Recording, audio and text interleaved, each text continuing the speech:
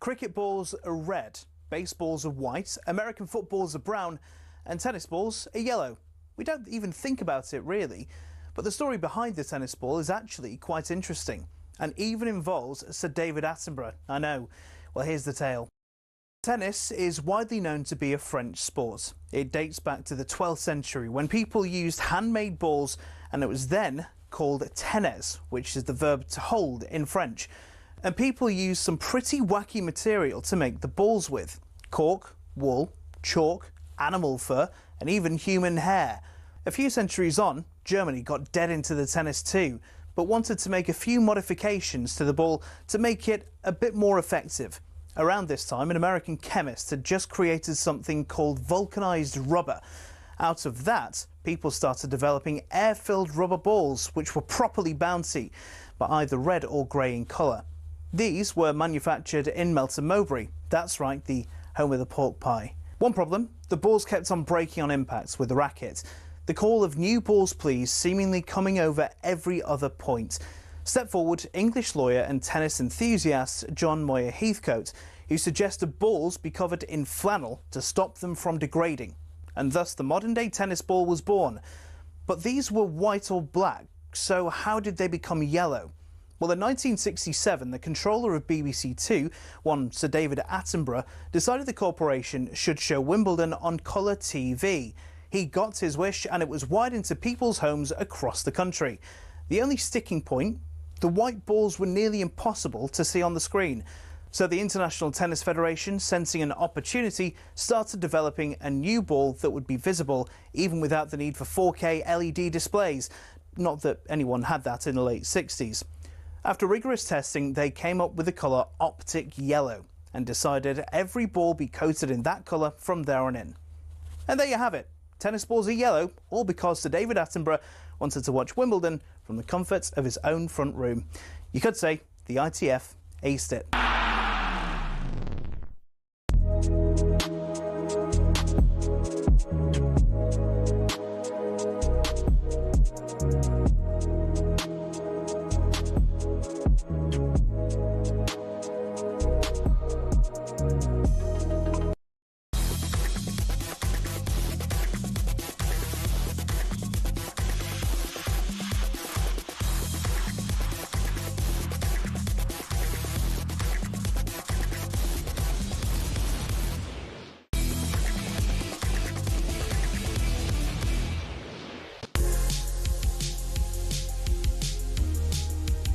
Good evening, this is Kickoff on talkSPORT. I'm Natalie, Sawyer, and alongside me this Thursday evening is the former Lioness striker Lianne Sanderson. Coming up, we're going to be looking at how the struggles continue for Wilfred Nancy at Celtic after a fourth straight defeat since he took over. We're going to be joined in the studio by top mindset coach to professional athletes. That's Chris Larson, to discuss who he's worked with and how he can really help those in professional sport. Plus, we'll be taking you to Miami ahead of the huge fight tomorrow night between Anthony Joshua and Jake Paul. There's lots for us to get through as well as we review the Premier League as it stands right now, and we'll keep you in touch with how Crystal Palace fare in their final league game of the Conference League first league phase. So much to get through, as I say. We want to hear from you. Please do get in touch if you so wish. 03717 223344. That's the number to call us on. You can also WhatsApp us on that number. You're tuning in, as I say, to Kick Off on talkSPORT. Lianne, how are you? I'm great, thank you, Natalie. How are you? Look great. Oh, thank you. Yeah. Considering the weather's absolutely shocking outside, honestly. and my wife's like, stop going on about the weather all the time. I'm like, I can't handle it, Nat. Like, it puts me in a bad mood. You wouldn't be alone. And I've been out working, doing things all afternoon. So my hair, which was lovely and straight this morning, is just a fuzzball. So I do apologise for that. Nice jumper, though. I'm sporting my Christmas jumper like I like to do. Week till Christmas, isn't it? Yeah, exactly. I know. I have that many Christmas jumpers I can wear one every day. Oh, really? It's like my Christmas advent. You'll have to lend me one. I don't really have any Christmas jumpers. Yeah. I don't really like them that much now. Yours looks lovely, don't get me wrong. But I feel like most of them don't look, like the ugly sweaters. Well, some are deliberately ugly. I will give you that. But there are some nice ones these days. Okay. They're getting You better. can get me one for next Christmas then. That's the deal. Not a Brentford one, though. No, all right. No, I'll think better than that. But you've been busy. You've been in Amsterdam, weren't you? Just got back a few hours ago doing the Women's Champions League. We did all the last round of games, 9 games. It was kind of like a wraparound show because it was all to play for. The first time ever, all the Women's Champions League games have ended at the same time, which was brilliant to do. To do with Farrah Williams, Alex Scott and Nadem as well. That was fantastic. And now I'm back with you because we've been together a lot, but not in the studio. Like I've been doing comms here, comms at the stadium, and you've been presenting. So it's really nice to be back in the studio with you. Nice in the warmth, away from the rain, quite. But it has been a busy week of football. Not only have we had the Women's Champions League, which we'll talk about a little bit later on, but we've had League Cup quarter-final action. So just to confirm everything that has happened so far, Chelsea were 3-1 winners over Cardiff on Tuesday. Manchester City beat Brentford 2-0 yesterday, and Newcastle were 2-1 winners over Fulham. One tie still to be played, which is Arsenal against Crystal Palace. That is to be played on Tuesday, and we already know who will face who in the semi-final. So it's Chelsea that awaits the winners of Arsenal Palace, and it's Newcastle against Manchester City. But a very eventful, as I say, kind of games when it's all in the League Cup phase, as I said. My beloved Brentford tried to do something at Manchester City, didn't quite work out, although there potentially should have been a red card. I don't know if you saw this one. I did see the highlights. I watched it today. What did you think? Should that have been a red? Nah, not for me. No? Nah. Lianne. Nah, sorry, Nat. He's through on goal. Nah, I don't know. There's that double jeopardy, and I understand what you're saying. We've seen some weird decisions anyway. There was another one last week in the women's WSL where Gemma Bonner got sent off and she wasn't the last player. So there's all these interpretations of the rules. You know, is it a goal, denying a goal scoring opportunity and all that? So, yeah. Well, according to the referee, the explanation as to why Kusanov got a yellow and not a red was because Sharda's touch basically took him too far away from goal, which I don't agree with, because if you've seen Sharda, when he can go at pace, he can recover that, and he can certainly run at goal. So I don't believe that explanation. That being said, it didn't matter because Manchester City were too strong in that game and were able to beat Brentford, as I mentioned, 2-0. And Newcastle carrying on the defence of their title as well with that 2-1 win over Fulham. Yeah, I think that was a massive win for them, especially because of the game at the weekend against Sunderland. Exactly. And you know how much that meant to the Sunderland fans and the players. It was brilliant to see from a neutral perspective. But I think I like what Eddie Howe's doing. I know they've had some indifferent results this season, but I think Newcastle, we saw last year winning this competition how much it meant to them. So I think you look at a team like Newcastle, Dan Burns now out for a period of time, isn't he? Wish him well. He's got a punctured lung, isn't it, and a broken rib. So, you know, he'll be a big loss for them, but I think that was a good win for them. But just going back to Man City against Brentford, I don't want to rub it in, but I think... All right. You don't want a Brentford jumper. No. I like Brentford. You know I like your club because whenever I go there, I love it. I think the fans are great. It's really a community-based club, as we know. But I think you look at this City side and like Ryan Cherky last year, I remember seeing him at Old Trafford when he was playing for Lianne, and I thought, that is a player. Why don't we go and get him? Because this is the recruitment I'm talking about, and he's been brilliant. I mean, Pep Guardiola he had 4 players from the weekend that stayed in the team from the Palace game, and look at the substitutions he was able to make in that game. He still went strong, but I liked what he did. So I think he's respecting the competition, but their strength in depth, like Nathan Ake's back, you know, Phil Foden comes off the bench, and I think they managed the game relatively well. And this is a strong competition. I know Arsenal still got to play Palace, but for me this year, Arsenal have to win they have to win a competition. They have to win a trophy. They do. But would the League Cup be enough?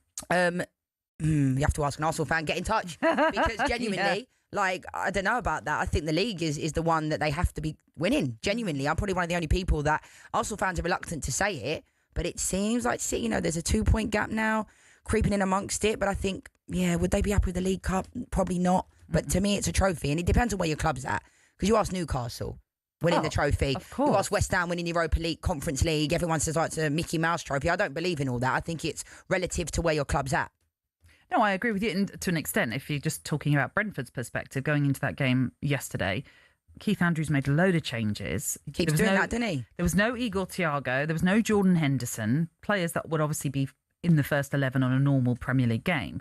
And you're thinking, this is our chance of getting perhaps to a semi-final. Why would you not want to play a strong team? He keeps doing weird stuff like that, though, Nat. He did it against Arsenal. We spoke about that a couple of weeks ago when he rested those 4 players, and it was like he threw in the towel. Then against Tottenham, you didn't even turn up a few days later. So if you make decisions like that, they have to come off at some point. And they're not, are they? Not at this present moment, but we will talk about that, I'm sure, a little bit later on when we kind of review what's happening in the Premier League. But something we need to get to is that 4th straight defeat for Wilfred Nancy, this coming in the Scottish Premier League as they lost to Dundee United. And it has led even before this game, to be fair, Lianne, to a lot of Celtic fans already questioning the appointment of him. 4 games in, it's 4 straight defeats. Yeah, do you know what it reminds me of, Nat? It's kind of giving me Ange Postecoglou vibes at Nottingham Forest, isn't it? And I think with this type of manager, I've seen him a lot in the MLS with the Columbus Crew. Before that, he was with Montreal Impact as well. And this is a manager, you come 7th in the MLS, last season. You have to give people an opportunity. But I think what he's trying to do, he's trying to drastically change things. And Martin O'Neill came in, he had 1 loss, and that was against Midtjylland. Yeah. He's beaten Feyenoord, a good Feyenoord side. And I think I've played for managers before where Martin O'Neill, as we know, he was on the show with Jim and Simon previously. I know he's back on Monday as well, and he's talking about, how much he loves managing, but he never thought he was going to get that call. He was on the show on the Monday. I think he got the call that Monday night, Yes. and then they were asking for him to be the manager. Now, bringing it, the timing of this as well, hindsight's a great thing. We can all sit here and say, oh, they should have kept Martin O'Neill until the end of the season. Martin O'Neill has also said this week on talkSPORT that he would have been happy to stay on. But I don't know if Wilfried Nancy has been set up to succeed. His first game, he's playing against Hearts. He's got St Mirren in the Cup. You've got to be winning games like that. But I think it's the drastic changes. People say, what has he changed?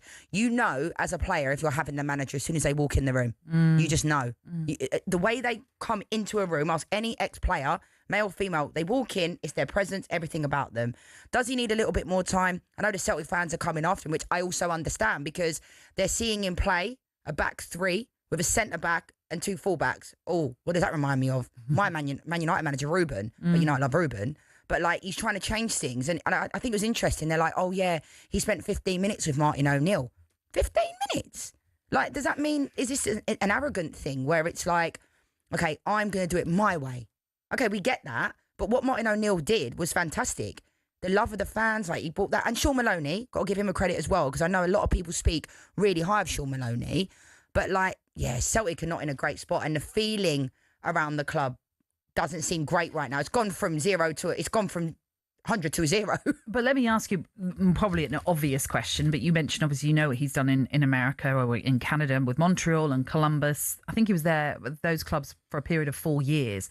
It does seem like quite a jump from going from those clubs to a club like Celtic. Yeah, it's massive. But then again, this is why the fans are questioning the leadership and the people above.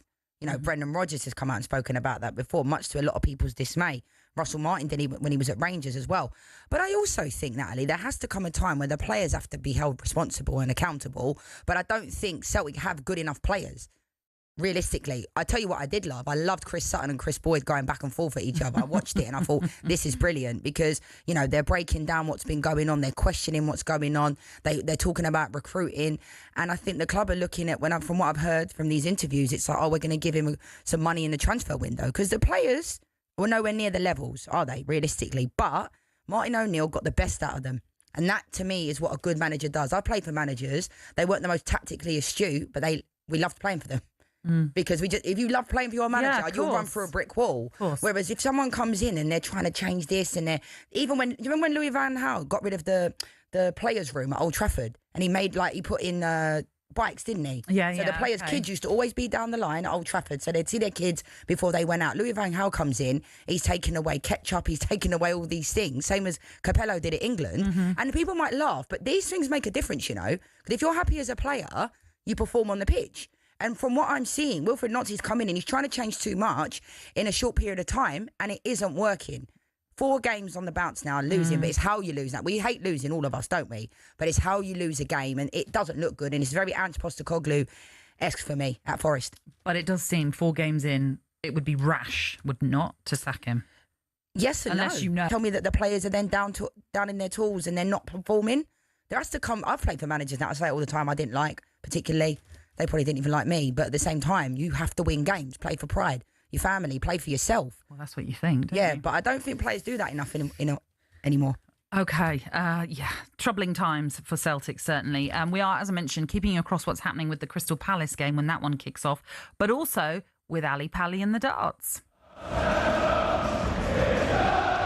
Michael van Gerwen begins his bid for a 4th world title tonight. MVG takes on Japanese qualifier Mitsuhiko Tatsunami later on, and the Dutchman has had fair warning of a potential banana skin following 2 surprise results this afternoon. Another Japanese player, Matsumu Sakai, earned a stunning 3-0 win over Thibaut Tricol before Kenyan debutant stole the show. David Munywa, a brilliant performance, a real character, and he knocked out the former World Grand Prix champion Mike De Decker. Both men are huge characters, quickly got the full backing of the crowd here at Ali Pali. If Tatsunami could do the same, though, it would surely be the biggest shock ever seen at the World Darts Championship. The Queen of the Palace, Fallon Sherrock, also returns tonight. She faces a slightly out of form Dave Chisnell, but right now, quick-fire Dutchman Jermaine Watermainer is about to go on stage to take on Germany's Dominic Grulich. Live commentary is available on the talkSPORT app. Chris Murphy at Alexandra Palace. PDC World Darts Championship update on talkSPORT with Village Hotels. Hit the bullseye this Christmas with a darty party at Village. Enjoy flights of festive fun with our interactive darts lanes. Available at locations across the UK. Chris Murphy, as he said there, at Ali Pali, where it sounds like the atmosphere has already got going. Next, we're going to bring you the latest odds ahead of a huge weekend of sport. And we want to hear from you on Celtic and the manager situation. Does Nancy deserve some time, or should the board cut their losses already? You know what you have to do. Just get in touch and have a chat with us later.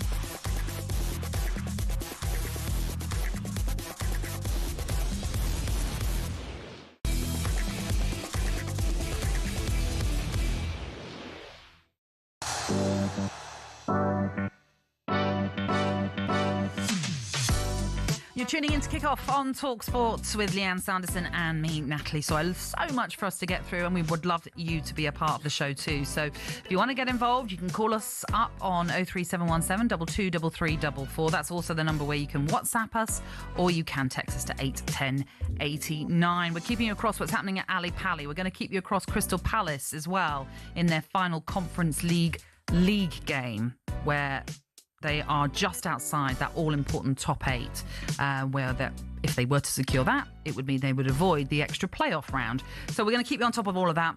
But right now, it's time to bring you an odds update with Ladbrokes. Odds update on talkSPORT with Ladbrokes. Get a free bet every week of the season and a big boost every day. That's Ladisfaction. Minimum £5 bet. Conditions apply. 18 plus gambleaware.org. Good evening, Chris Wood. How are you doing? Yeah, not too bad, Natalie. How are you? Yeah, very, very well. And we're both very excited, Lianne and I, to see how Crystal Palace are going to get on in this game against the Finnish champions Coups. Yeah, no, it should be a good game. Palace obviously rested a lot of players. So yeah, it's a big chance for some of them. Palace are currently 1-3. They've drifted out a bit today, obviously on team news. The draw's in at 9-2, and Coups are 7-1. Looking at the defence for Palace, I think, you know, you've got a side with goals here. You can back over 2.5 goals at 4-7, over 3.5 at 11-8, and over 4.5 at 3-1. I thought Nketiah would start tonight to get some minutes in him, but he's on the bench. So Uchi's going to lead the line. He's 100-30 to score the first goal. But it's a big night for Romain Esse. When he signed from Millwall, I thought he's really going to hit the ground running, be the next big thing. I saw him at Millwall a couple of times, and he's really good. It hasn't quite worked for him yet, but I think tonight is a big opportunity. He's 6-1 to score the first goal, and 15-8 to score any time. And Drake's Thomas as well. He's a youngster that's come in tonight. He's 12-1 to score the first goal, and 4-1 to score any time. Okay, so that's tonight. Last night we found out what the League Cup semi-final draw is. Obviously, we still await to see if Palace can get past Arsenal in their quarter-final, which is to be played on Tuesday. But if they were able to do that, they will play Chelsea, and it's Newcastle against Manchester City in the other semi-final. So how are you seeing that one now, to who will be lifting that trophy come early part of next year? Well, Man City are favourites now at 15-8. Obviously, they've got the sort of easiest draw that they could have got, other than, you know, Newcastle fans won't like you for that, Chris. Well, yeah, I think, you know, I'm sort of trying to keep an analytical head rather than an emotional one. Arsenal are in at 5-2, Chelsea are 3-1, Newcastle are 4-1. So I mean, look, they've still got a really good chance. And Palace are the outsiders at 16s. Obviously, they got a really tough tie against Arsenal to get through. But yeah, it's still a huge opportunity for them. And obviously, an action-packed weekend, as we always have in the Premier League. Any sort of standout games to mention, Chris? I mean, as far as like a price go, so you're talking about Newcastle fans hating me. You're really going to hate me now. Oh, here we go. Looking at that Wolves-Brentford game. I know Wolves have been terrible. They have been terrible, but they're 13-5 to beat a Brentford team who've only won once away from home so far this season. And you kind of feel, if it's going to happen for Wolves, it's got to happen this weekend. So I was looking for a box of tissues in here. I'm really, really sorry. But yeah, I think 13-5 Wolves at home to Brentford is probably the pick. I think Leeds at home to Palace as well. With Palace, have got so many games at the moment. They're 17-10. That'll give them a real good chance of staying up. Man City are 2-9 at home to West Ham. Can't really see that going any other way other than City. And Spurs are 12-5 at home to Liverpool, 27-10 for the draw, and Liverpool are just a shade bigger than evens at 21-20 away at Spurs. I think, I think there'll be a very popular selection this weekend.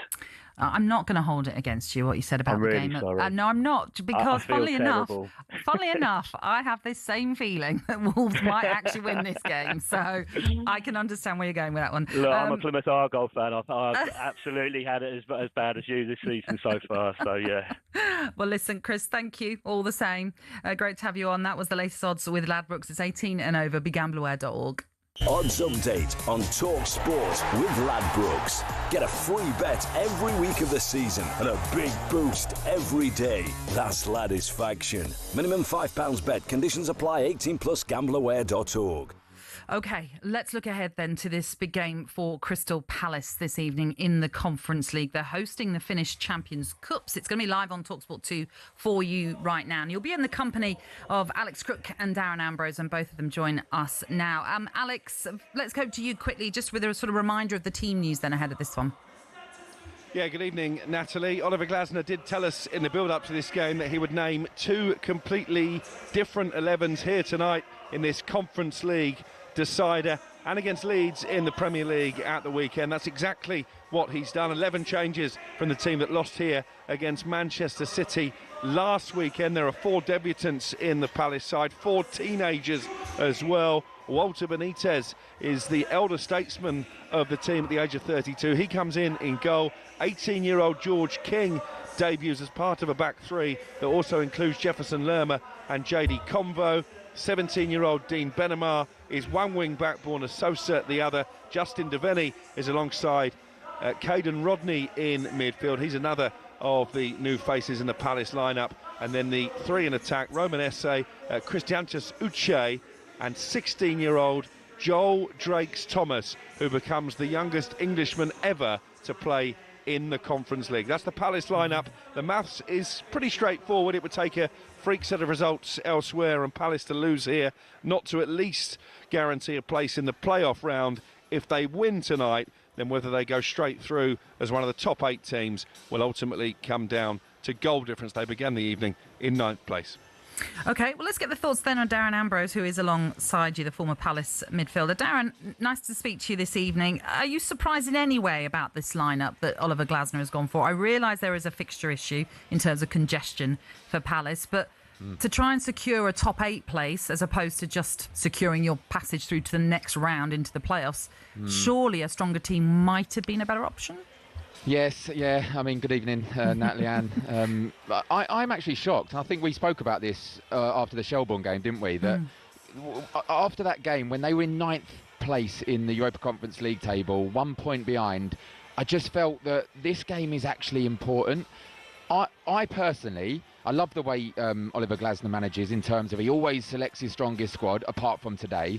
I personally think today's match is more important than Leeds, I really do. And I think then they've got Arsenal in the League Cup quarter-final. Again, for me, more important than the Leeds game. I just felt this is an opportunity to, like, as he did at Shelbourne, play your strongest side. And then, if you remember, he took off Kamada, he took off Wharton and Yeremy Pino at half-time when the job was done. And I just, whether he's making a point of the fixture pile-up, which it's poor. This is the first of 4 games in 10 days for them. And it's not great for the players, of course, but they're 1 point behind. They're not going to win the Premier League this season. They're not going to finish top 4 this season. There's a real opportunity to get into the Europa League by winning this competition. And do they talk of fixture pilots? They really want another 2 games in the playoffs in February.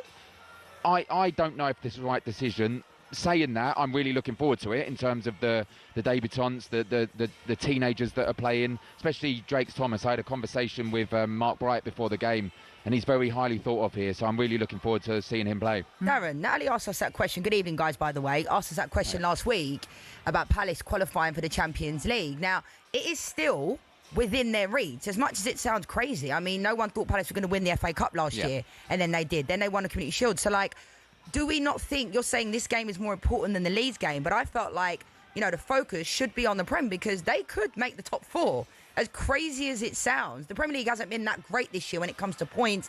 Teams are nicking points off of each other. So do you really think that the focus should be on tonight? I mean, as much as you rightly know, Lianne, as much as I love Crystal Palace, I'm so associated with the football club. I personally don't think they're a strong enough squad to get a Champions League football. I really don't.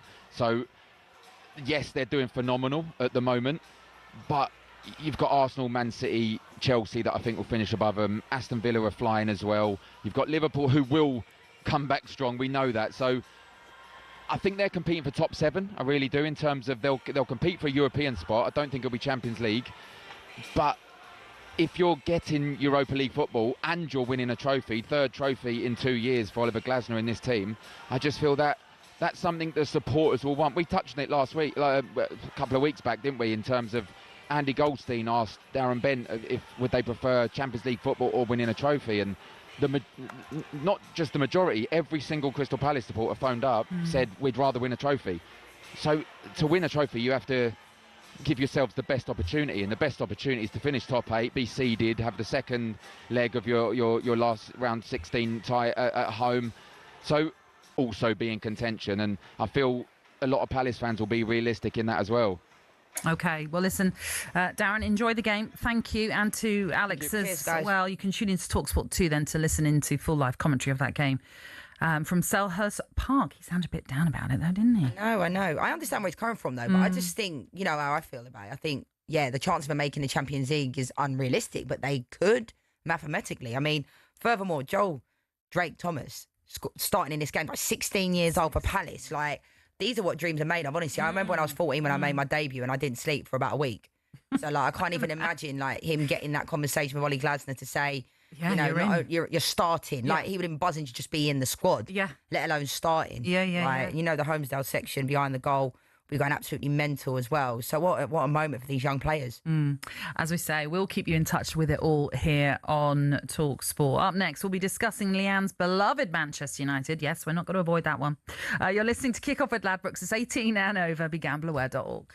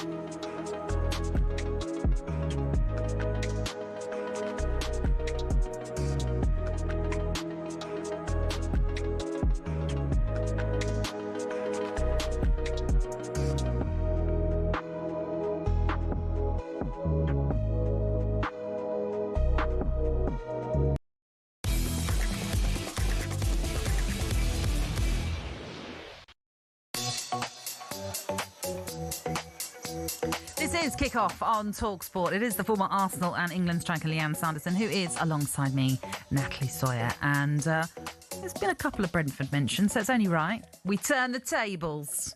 and we bring up Manchester United. Okay. She's ready for it. In particular, we'll talk about the Kobie Mainoo thing in just a moment, but just to get your take right now on how you feel your club are doing, what do you make of it all? What do I make of it all? It's currently in sixth, but it's so weird because people keep saying, oh, if we'd have won these few games, we'd be in the top 4. That's why we are where we are, because everyone can say, oh, if their team would have won X, Y, and Z, they'd be winning the Premier League, but it's not as easy as that.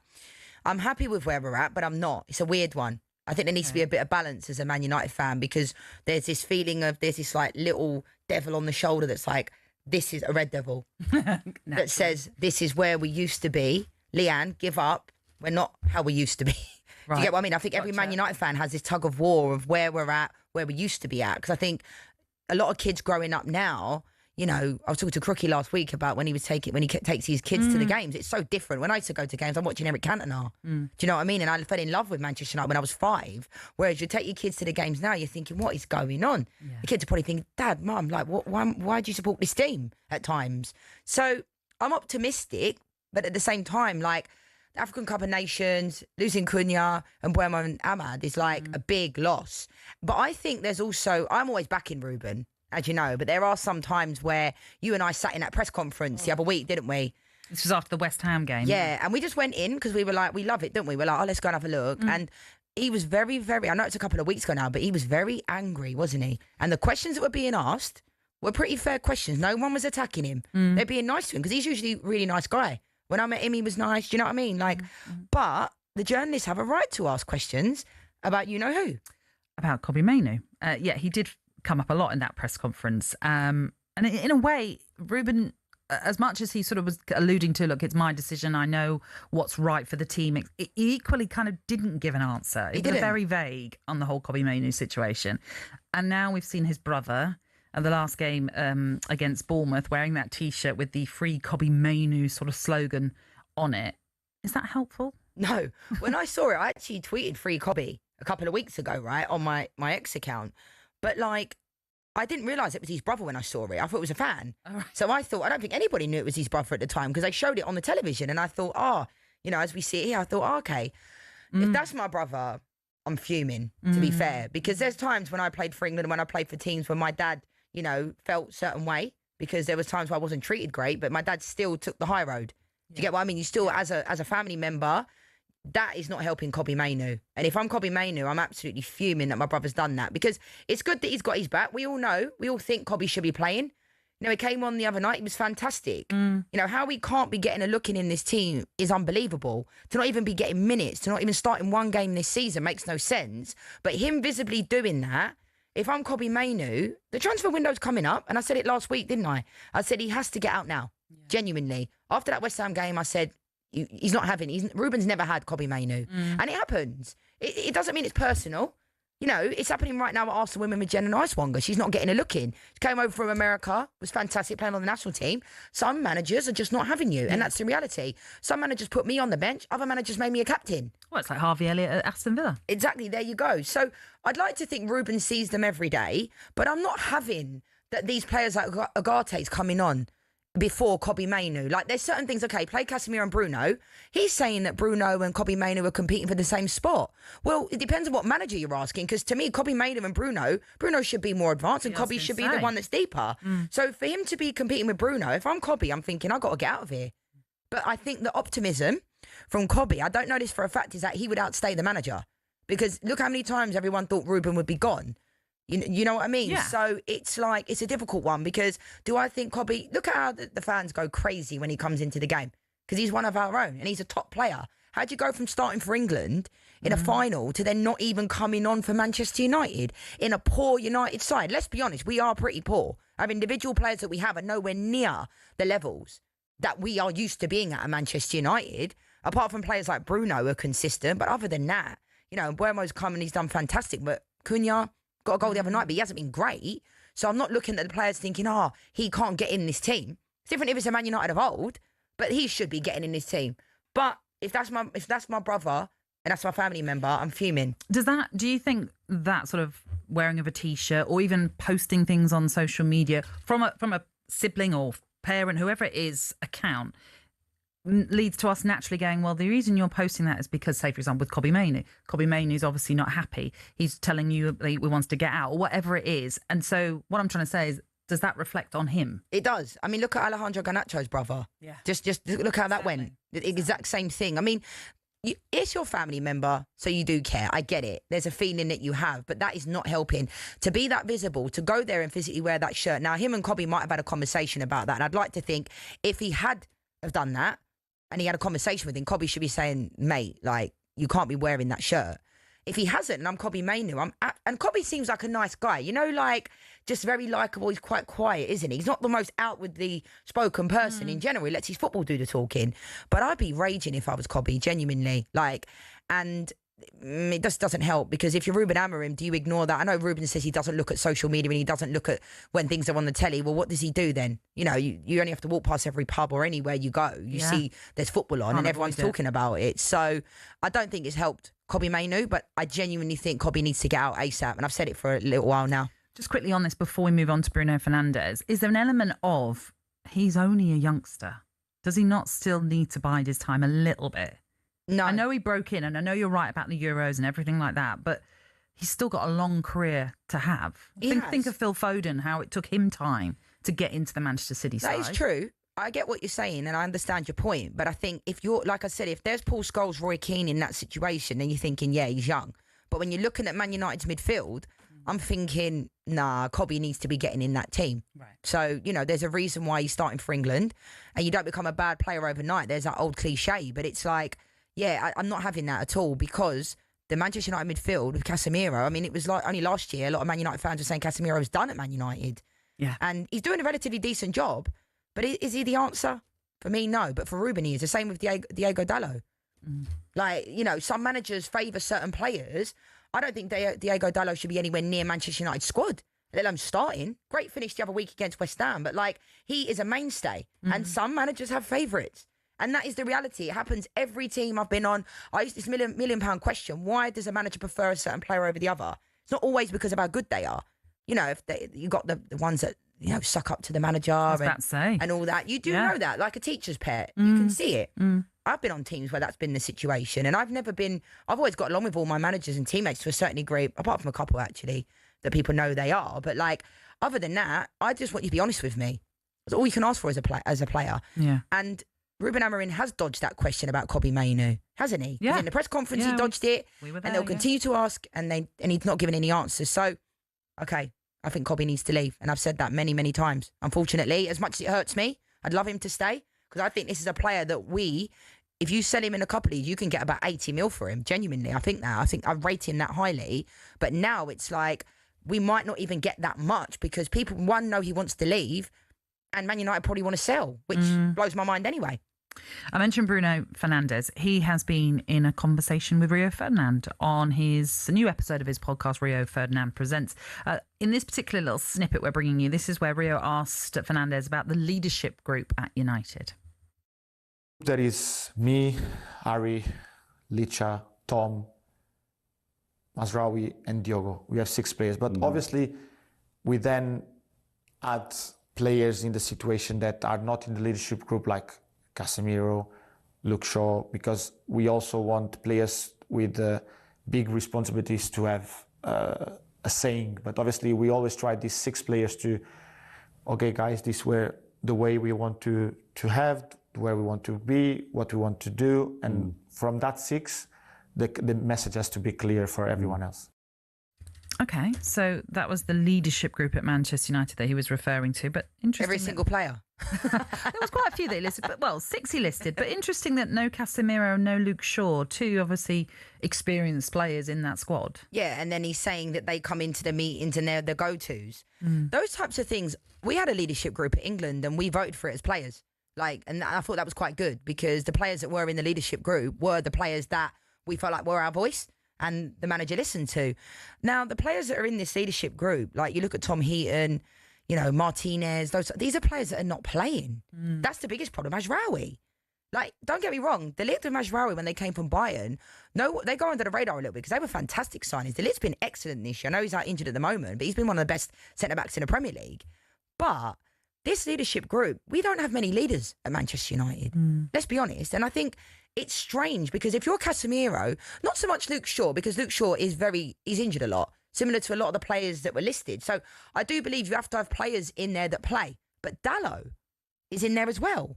Like, but then I look at it on the flip side. What's the problem? What's the issue with this? Like, who would I have in the leadership group? Yeah. You know what I mean? Because I look at that team and I think the only leaders I see are Bruno Fernandes, Harry Maguire to a certain degree. Like, do I think he should have been given the captaincy originally? No, but that's not his fault. He's been chosen. Yeah. You know, he didn't say pick me. That's what the manager chose. Ole Gunnar Solskjaer. But I do think we just struggle. If you look at Man United of old, like, I would be thinking, who do I want on my shirt when I was a kid, right? Manchester United player. I'd be thinking, Man United had about 30 different kits back then. Do you remember when they had to keep changing them all the time? And I'd be picking different players on the back of my shirt because I love the club and the players so much.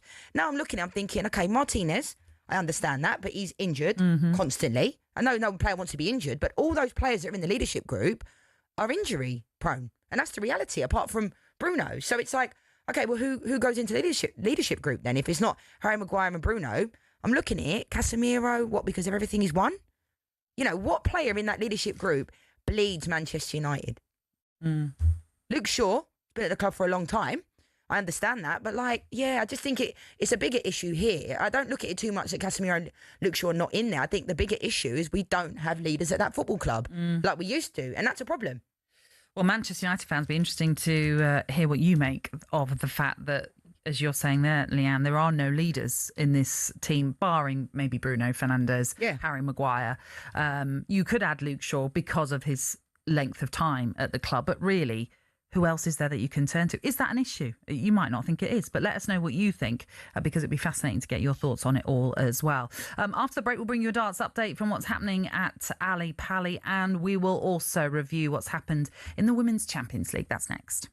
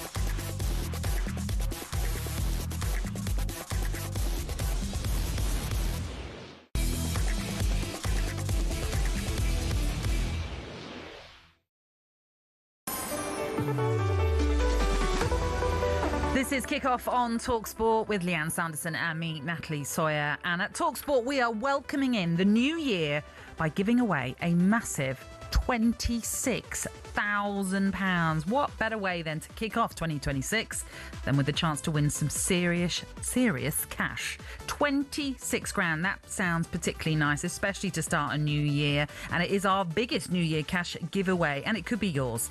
So 26k for 2026. This is what you do to have to enter. You might want a pen and paper for this one.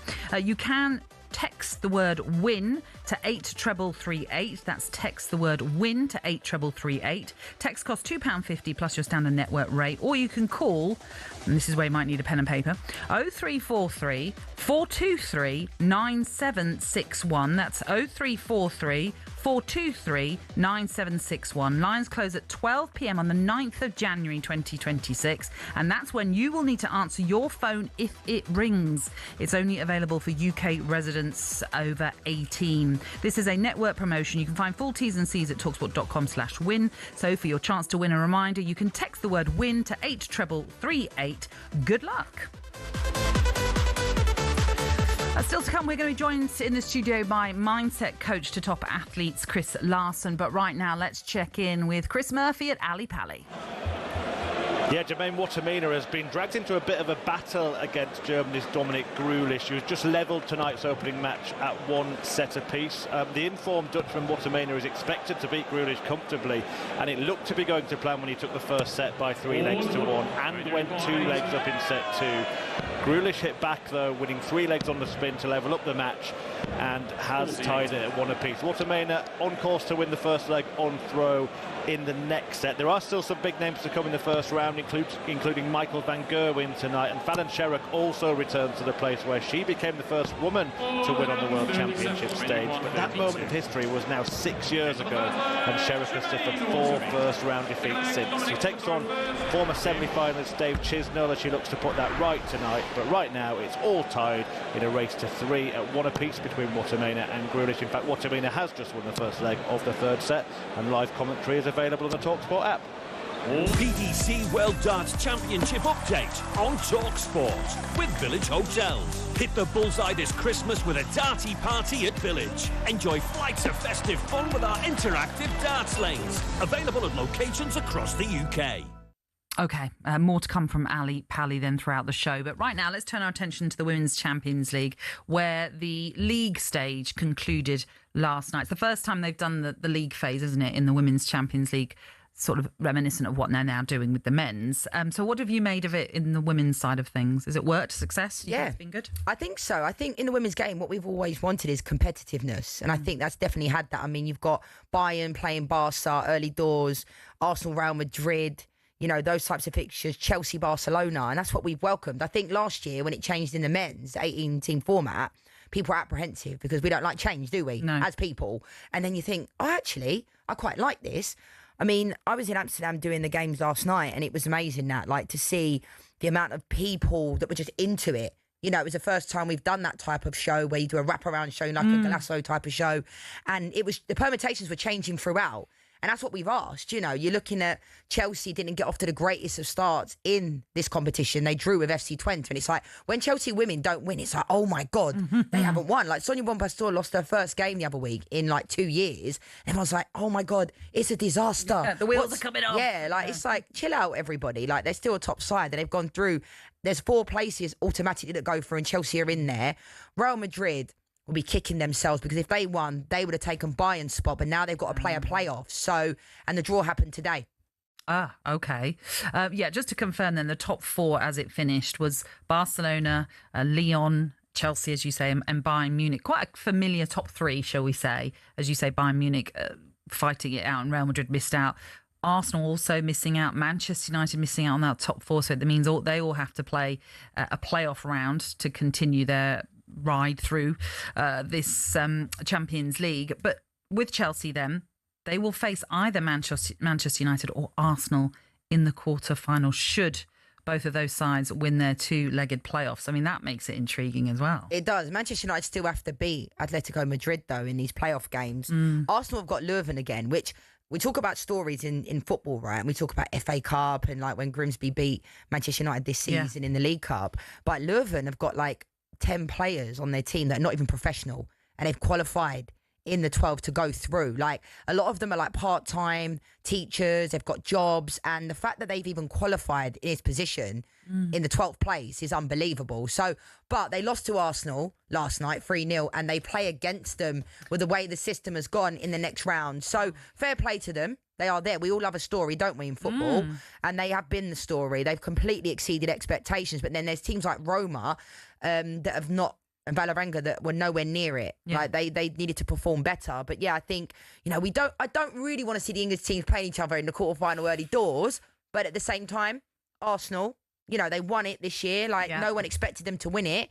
And they didn't get off to the greatest of starts. But a lot of people think Arsenal women are a cup team. So you never know. They're kicking into gear, doing all right so lately. I know what you mean about two English teams facing each other, but at least it guarantees one of them through. True. Which helps in that sense. But yeah, Arsenal, obviously they are the European champions. They began their title challenge with a defeat. That was to Lyon in their opening league match. They also lost 3-2 to Bayern Munich in November, but then picked up results to ensure that they secured a playoff position. And Manchester United secured a seeded spot in the draw for the Women's Champions League knockout phase with victory over Juventus, a club that you would know particularly well as well. Of those three teams, do you think any of them are, you mentioned Arsenal being a cup team, but are any of them actually suited to go on and win this? Chelsea would be desperate to do so. I said, like, Lyon and Barcelona are, for me, like, on a different level, genuinely. But Chelsea have to do it this year. It's like non-negotiable. We often talk in the women's game about lack of investment, which is a reality. But for teams like Chelsea, it's not. You know, Alexis Ohanian, Serena Williams have invested in them. And if I was a Chelsea player, I'd have been so gutted that Arsenal won it, because we were the only team to ever do it before. Yeah. And then we do it again. And there's this focus on Chelsea winning it. Now, they've got players, Ellie Carpenter, Alyssa Thompson, Naomi Gurma have come in, right? They haven't bought those players in to win the WSL. They do that anyway. You know, 6-7 years in a row. It's the reality. But they have to win it this year, Nat. They have to, because of the way everything has been set up for them to succeed. But by Barcelona and Lyon are, for me, far superior. Just quickly, news from the WSL today that West Ham have sacked Lianne Skinner. 1 win in 11. I mean, you can understand why they've made the decision that they've made. Yeah, I get it. It's difficult for those teams down the bottom, though, now. I'm not making excuses, but like those types of teams, West Ham, that haven't invested in their women's team for a number of years now, they are where they are because they're not financially backing them as much. Now, giving Lianne Skinner a new contract recently was a strange one if they're going to do this, because she's working with the players that she's got. You know, even when other managers have been there, they haven't succeeded. So, you know, you don't want to see managers losing their job. And Lianne Skinner works with us at talkSPORT as well, doing commentary. So hopefully she can come back and work with us for a bit. I'm sure we'll get her involved. OK, up next, we're going to be recapping how the first half of the Premier League season has gone. This is Kickoff on talkSPORT with Ladbrokes. It's 18 and over. BeGambleAware.org.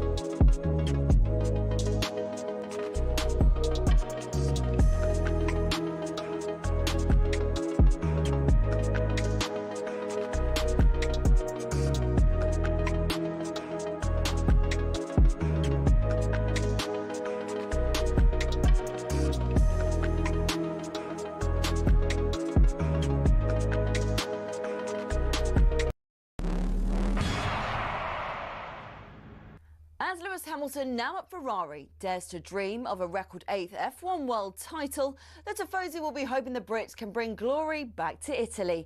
To many, Ferrari and Formula One are inseparable. They're the only team in the sport today to have competed in the first World Championship in 1950, are the most successful team in history, and have built some absolutely gorgeous cars. Their first driver's title was won in 1952 by Alberto Ascari. Considered one of F1's most dominant and best-loved champions, he drove the iconic Ferrari 500 and defended his title the year after.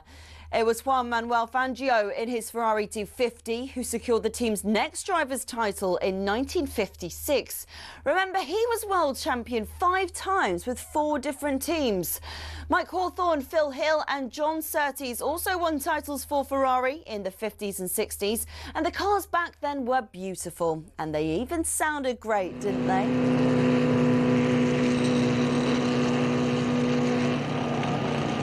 Anyway, Ferrari went 11 years without winning a title until Niki Lauda won in 1975 in the iconic 312T. Throughout much of the 80s and 90s, though, Ferrari looked like they'd never go all the way again. Le Professeur Alain Prost came pretty close in 1990, but lost out to his bitter rival and former teammate at McLaren, Ayrton Senna. It was only when John Todt recruited a swathe of staff from outside of Italy, including Michael Schumacher, that the glory days returned 21 years after their last driver's title. The turn of the century saw the prancing horse sprint to an unprecedented 5 consecutive championship doubles. And after Schumacher left, Kimi Räikkönen reclaimed the driver's title immediately. But despite employing 1,500 people, the Iceman remains the last Ferrari world champion. So, 16 constructors' titles, 7 more than McLaren, and 15 drivers' titles, 4 more than, again, McLaren. Ferrari are truly Formula One's top team. Forza Ferrari.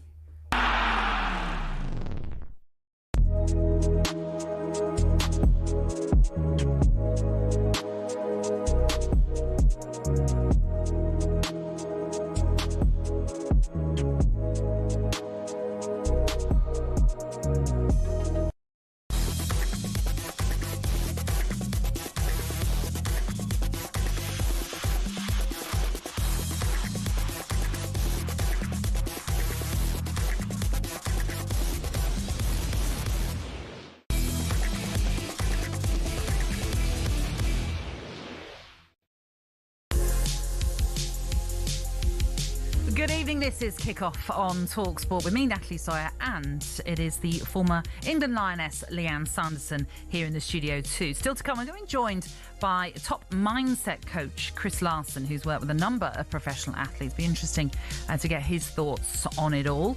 And we'll continue building up to a massive weekend of Premier League football live on the talkSPORT network. But first, at almost the halfway point in the season, it's time for us to recap how this 25-26 year has unfolded on Kickoff. Right, let's get straight to it, really. When we look at how the table is faring, we're going to start maybe at the top end, if you don't mind. Obviously, Arsenal are leading the way. They're 2 points clear of Manchester City. Then come Aston Villa, who are 3 points off top spot, and then Chelsea a few more points behind. They're on 28 in 4th. And then you have quite a few clubs on 26, including Manchester United, Sunderland as well. First of all, maybe talk about the title race. As we mentioned, sort of roughly near the halfway point of the season. How well placed, as I mentioned, that there's been a goal at Selhurst Park, but we'll get an update on that in just a moment. How do you see this title race panning out now? Because for a while, it looked as though Arsenal might run away with it, but City have certainly clawed things back, it feels. They have. And as much as it pains me to say it, because although I love United, I do love Arsenal. They're good to me, that football club, as you know. And I think you look at this Arsenal side, like I said it last year, they had to win it. Liverpool weren't great, fair play to them, but Arsenal, City's dropped off last year and Arsenal didn't capitalise. This year, it just feels like, because of Erling Haaland and because of Cherki, they're finding their form and the mentality, Natalie.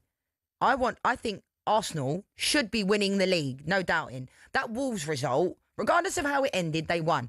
If they would have lost that game or would have been a draw, everyone would have been coming after Arsenal, as we know. And maybe rightfully so, because sometimes there's a lot of talk about Arsenal, But talking is cheap if you're not winning anything. Now, Mikel Arteta, no doubt, in the space of time that he's been there, 5-6 years, has he made the team better? Yes. No denying that.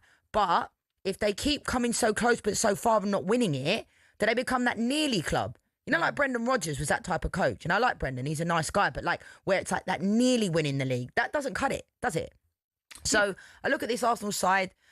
I don't know. They still have to play against each other as well. I know. And that is the one for me. February, right? That is the one for me. That is the decider, isn't it? Really. But Arsenal, do I think they're still going to drop points? Like potentially. City just look like they're building and building. And again, like Arsenal, I hate it because people are like, oh, they're choking and all that. And I don't like that idea of that because I think Arsenal, they've got, you know, I love Declan Rice, Saka, big time players, but Gyökeres isn't cutting it.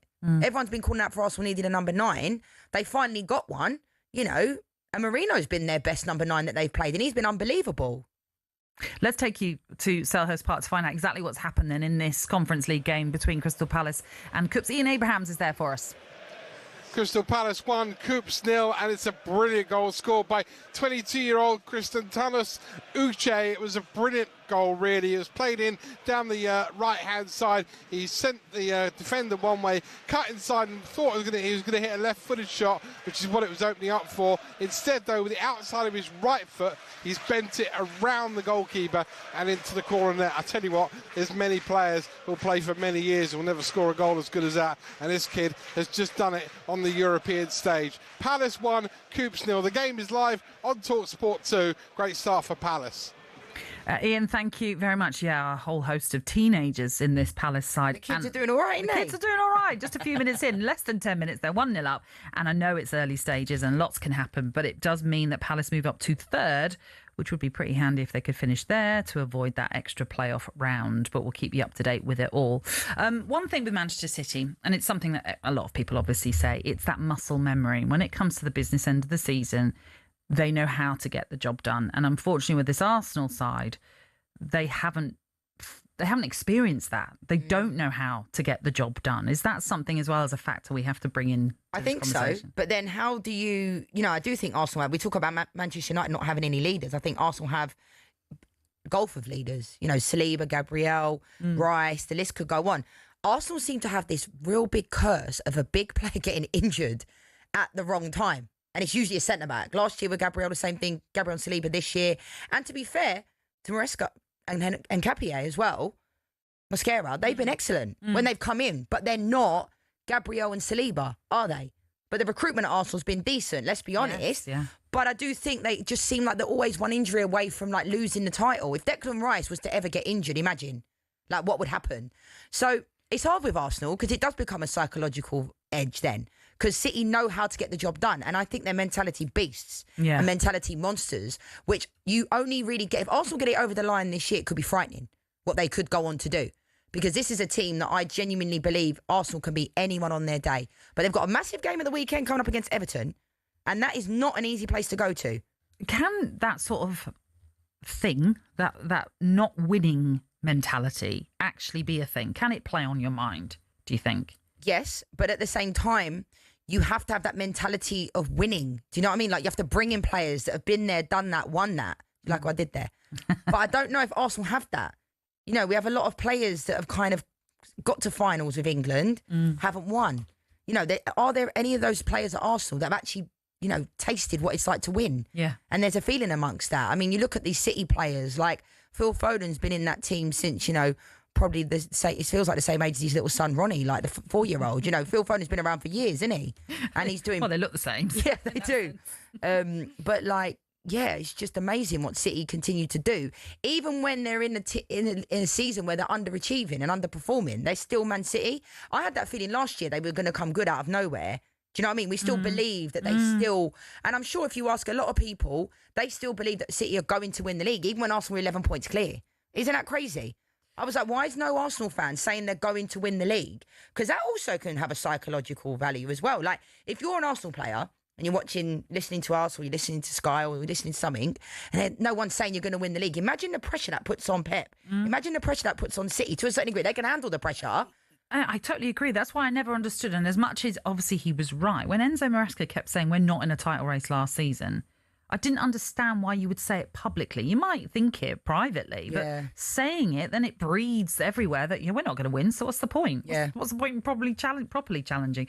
That being said, he was proved right because they didn't obviously challenge for the title in the end. But what we do need to talk about Aston Villa and how serious a contender they are now. Let's ask Gabby. Well, Gabby, you know what Gabby's going to say. He says they're very much in the title race, and you can't discount them when they're only 3 points off top now. Yeah, I mean, you asked me that. It's funny because it's like you asked me that question last week when we were doing the game, and it's hard for me to say they are in the title race because, but we have to say they are because that win against Arsenal, that is a massive win. When Dia getting that goal late on, those are the types of games and results that you need to have. Now, as we know in football, if they're still in amongst it in around January, I think everybody's thinking of Leicester. And how that was an unbelievable story, and it's possible. When looking at the Premier League this year right now, I don't think we're seeing amazing football. I don't think we're seeing incredible teams. I think the Premier League has changed over the last couple of years anyway, and I'm not really sure if it's through VAR, refereeing decisions, players not willing to take players on. I'm not really sure because I don't think we have that flair anymore, do we, in the Premier League? Do you know what I mean? So you're looking at the teams like Sunderland that have come up and been amazing, Bournemouth, Brentford, Brighton, like they're having a go. Brentford, as you know, the other week you beat Man United. Yeah. Which happens often at your place, unfortunately. But I feel like there's teams like Bournemouth on Monday. I was like, do you know what? I'll take a point against Bournemouth. So I think Areola's a fantastic manager that doesn't get anywhere near the credit. Because let's be honest, when he got the Bournemouth job, I know I'm going off on a bit of a tangent, but like nobody was really wanting him to get that job. They were waiting for him to kind of fail and say, oh, here we go again. Why are they employing someone like that? No one's heard of them. But he's done an amazing job. And I don't think people talk about Areola enough. But I think you look at the Premier League and I don't know, Nat, like the points between Man United are in 6th. How are we in 6th? How? Well, listen, you can argue the same to an extent with Liverpool when we've been talking about the bad run of form they're on, and they're 7th on 26 But this is what I'm saying to you about the quality of this season. It's like the points between, 10th and 1st and, it's... Listen, I'm not to say that Brentford should be in this conversation right now, but even going down to Brentford in 15th, they've got 20 points. They're only 8 points off 4th. That's what I'm saying. To prove crazy. The point. Yeah, exactly that. It's so strange, isn't it? Like the quality, I don't know, the Prem's changed. Like, I look back on all the flair players we used to have in the Premier League. Dennis Bergkamp, Zola, Di Canio, just take risks. I think there's a lot of players that don't take risks anymore. And I'm looking at managers, and this is a whole other story. The players are looking over thinking, am I doing this right? I don't care if you're playing a back 3, a back 4, or a back 5. Do your job. And this is what I always talk about with Ruben Amorim. Like, yes, it might not, he's not setting up the back 3, Man United should not be playing that. But that doesn't mean the players just say, I'm not playing this. Come on, they're professional footballers. You can't tell me they can't pass the ball from me to you as a professional footballer. Do you know what I mean? So I just think sometimes there's no accountability for players anymore, and managers are just held to this massive standard. If the team are underperforming, it's manager's fault. When the team are overperforming, we say the players are performing. So, I just don't think the Premier League's been anywhere near their levels this year in any way. When I watch the games, I just think, I don't know if I'm enjoying this. And I can watch any football. I know what you mean. I do know what you mean because, again, if I base it on my club, who I've been... Oh, here we go again. No. I'm basing it on the last couple of games when I've been watching, I've sat there thinking, why am I here? It's so bad. Yeah. Now, that could just be my club, for example, and how things are panning out. No, I don't think it is, though. But equally, at the same time, I quite like the fact that we can't necessarily predict every game now. Yeah, but it's not... Yeah, I get what you're saying. The game on Monday night, Man United Bournemouth, what a game.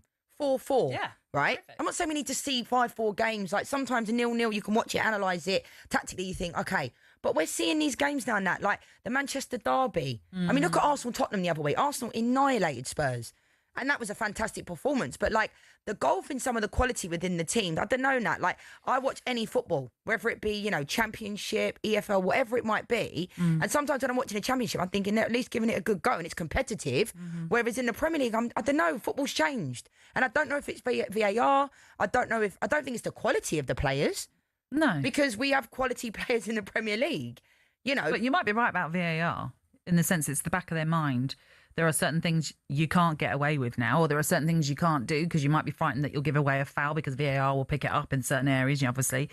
So there might be that plays on some of those players, absolutely. But look, we'll carry on this discussion because there's lots more to talk about, especially at the bottom end as well of the table and how you think the relegation picture is shaping up. But it'd be interesting to get our listeners' thoughts on what you were just saying there about the competitiveness of the Premier League. How do you see it right now? Are you as maybe a little bit as disappointed as you are, Lianne, with the quality of what we're seeing right now? Or do you agree that actually it makes it quite fun that everyone can beat anyone, it feels, in this kind of league that we're seeing right now? Get in touch. 03717 223344 81089 is the text number. You're tuning in to Kickoff on talkSPORT.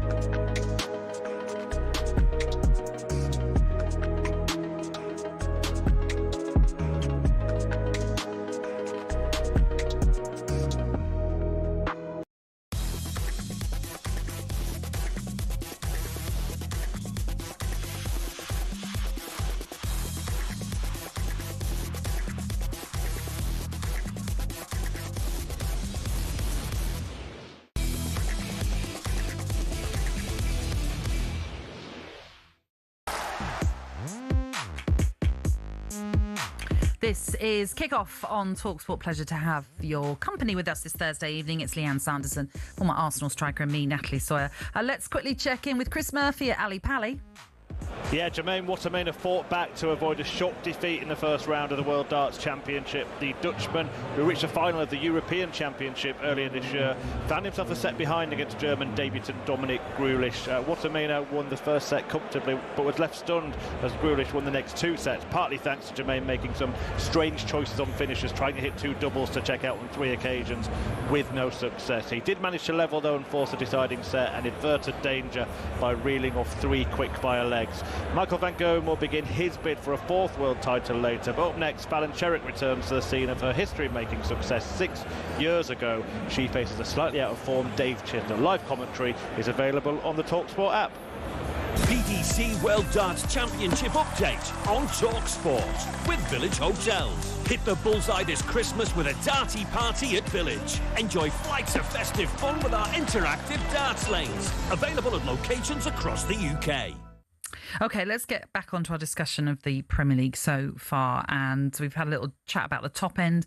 What about the bottom end? And currently the bottom three readers: Wolves, Burnley and West Ham. West Ham in that finals place with Leeds just above them in safety. But there's just 3 points between them. With the bottom three as it is, how do you see that one finishing? Well, I think for Wolves, inevitable. Like, they've just been so poor. I mean, they made us look like prime Barcelona. I'll take that. Mason Mount was flying, but he looked like Iniesta. That's good. Do you know what I mean, though? Like, I was worried about that game in a weird way because with Man United, you see how I brought it back to Man United. But Burnley, I agreed. Adrian Durham was talking the other week. You know I love Adrian's a good mate of mine. But, like, he was talking about the fact that Scott Parker has this energy of, like, always saying how the team is doing really well. The team is doing really well. It's a bit over the top, and they're not. No. Do you get what I mean? Like, we can all see it. So I'd love a manager to just turn around and say, you can't come out and start slating the team. That's not what I'm saying. But, like, let's say, oh, you know, it weren't great today, lads, but we'll be better next game and this is what we need to do. But in every single interview, it's like, we're unlucky today. No, you wasn't. Let's be honest. So do I think West Ham will get themselves out of this? Oh, it's a difficult one. I think they will. I think it will be Leeds, if I'm being honest. But I do think West Ham have also been so poor this season, haven't they? Like, really, really poor. And I remember when I did West Ham comms a number of times when they were in the Europa Conference League and all that, and a lot of the fans, when David Moyes was there, was talking about his style of play. And I was going back and forth on socials with a couple of their fans, in a good way, doing healthy debates, you know.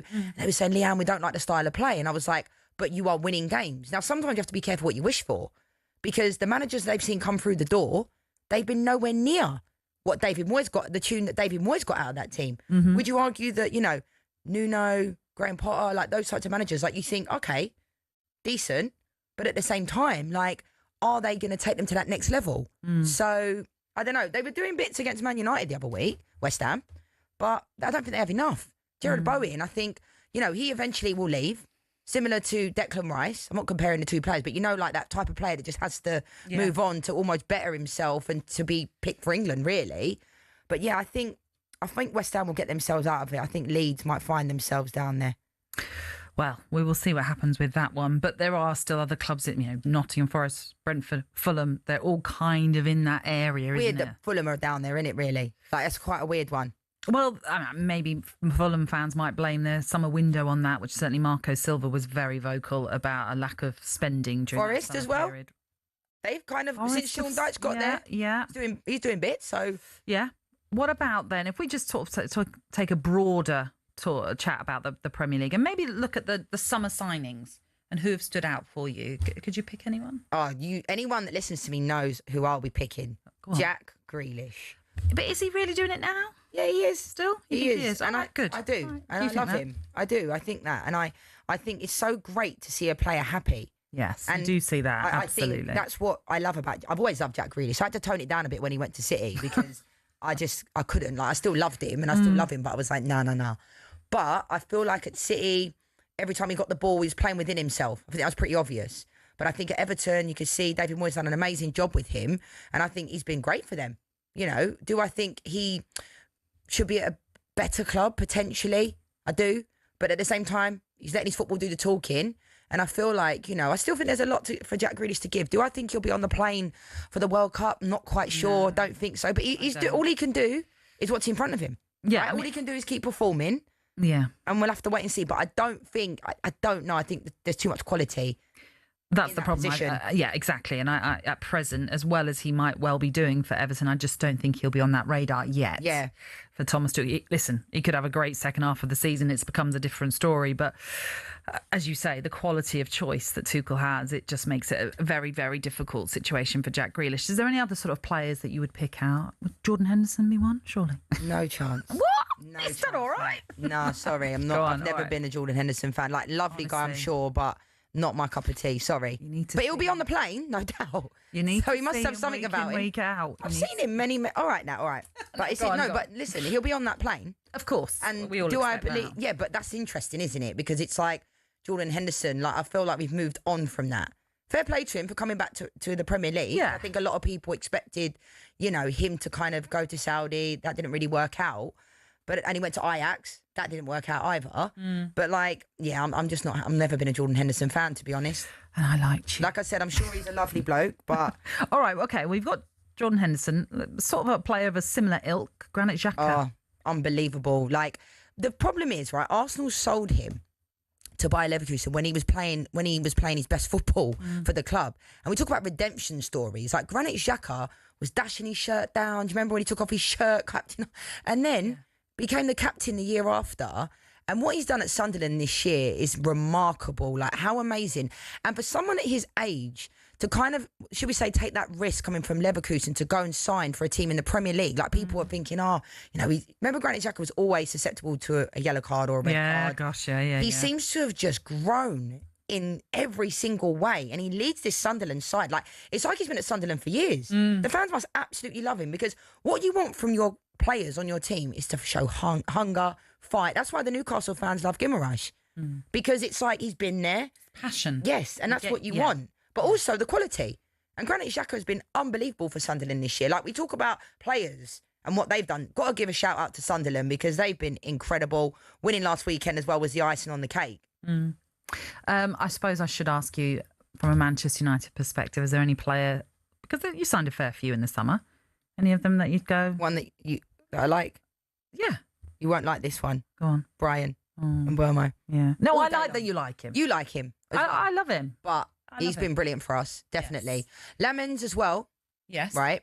Interesting one. Love the guy. But do we really know how good he is? Because Onana is so bad, and we've had so many poor goalkeepers over the years, recently, not before. You've had great goalkeepers, Van der Sar, Peter Schmeichel, but like, because Lemons is in goal and actually just saving the ball, we're all like, yeah. Seriously. He's doing his job. And he's actually distributing the ball and connecting a pass. We're all like, oh my God, this is amazing. So I think he's been brilliant for us. The save he pulled off the other day with his feet was very much David De Gea, what David De Gea used to do when he first came to the Prem. That was an unbelievable save, reactionary save. So I do think he's a good goalkeeper, but I don't feel like I can really judge, because we've had so many poor, like Onana. Yeah. Poor, like, he was so bad for us, Natalie. So Lemons has been a good signing. Definitely. But again, can we judge? I like Ekatike as well. Yes. I think he's been brilliant for Liverpool. Well, he's certainly been the best of the summer signings. He has. And I was rating him from the moment he got there. And I don't think they would have gone in for... The Isak one kind of came out of nowhere, didn't it? The way the whole thing went down. But Ekatike, I felt for him, because they went and got Isak, and it was feeling like they'd be playing kind of for the same position. Ekatike's exceeded those expectations. Be interesting to know your thoughts on the summer signing, the best summer signing. Why not get in touch? Although very quickly someone's asked, you mentioned about Henderson. You said you can't just drop in that you've never been a fan and not give a reason. Never give a reason? What's your reason for my not reason liking for not Henderson? liking as a player? Yeah. Just don't think he offers enough. I just don't get it. You know, I hear all this stuff. I remember, what was it that Roy Keane said the other year about him? Like, what does he do in the dressing room? Because this whole orchestrating in the dressing room, you do need players like that. But I don't see what he has to offer as a player, genuinely. Yeah. In that position, like, I'm talking, like, when I'm looking at positionally and I'm looking at a player like previously, like Michael Carrick, for example, ask any player that's played with Michael Carrick or against him how unbelievable he is as a player, technically, always in the right place. I had a conversation with Michael Essien about Carrick, because at the time I was a bit apprehensive about Carrick, and they changed my mind. The pros, all of them, Makelele, all of them were saying how amazing Carrick is. Now, Henderson, the fact that Mo Salah met up with him just shows you the respect that he commands from people, which, admirable. But as a footballer, I've just never seen it, right, personally. Did you see it before he got to Brentford? Was you thinking, oh my God? I'll be honest, and I know we've got to take a break. I'll be honest, when I heard that we were linked with him, I thought, oh, really? Why would we Thank you. But now I have seen him, I get it. I get why we needed him. One, because we'd lost Christian Norgard, so we needed a leader in that. See, I like Norgard. I love Norgard too. I don't think we anticipated losing him, but we needed to replace him. So we needed someone with that kind of leadership quality, but also I think someone that knows how to see out a game, which I know at this present moment our form's not great, but still, some of the passes he can deliver are brilliant, absolutely brilliant. He's been instrumental in some of our goals because of those balls that he can play. And there is more to him. I enjoy watching him, actually. Good luck to him. Honestly, good luck to Jordan Henderson. I've just never seen what some people see. And that's why we love football, because we can all agree to disagree. If you want to have your say, you can give us a call on 03717 223344. On the way next, we're going to be joined by mindset coach Chris Larson. This is on Kickoff on talkSPORT with Ladbrokes. It's 18 and over. BeGambleAware.org.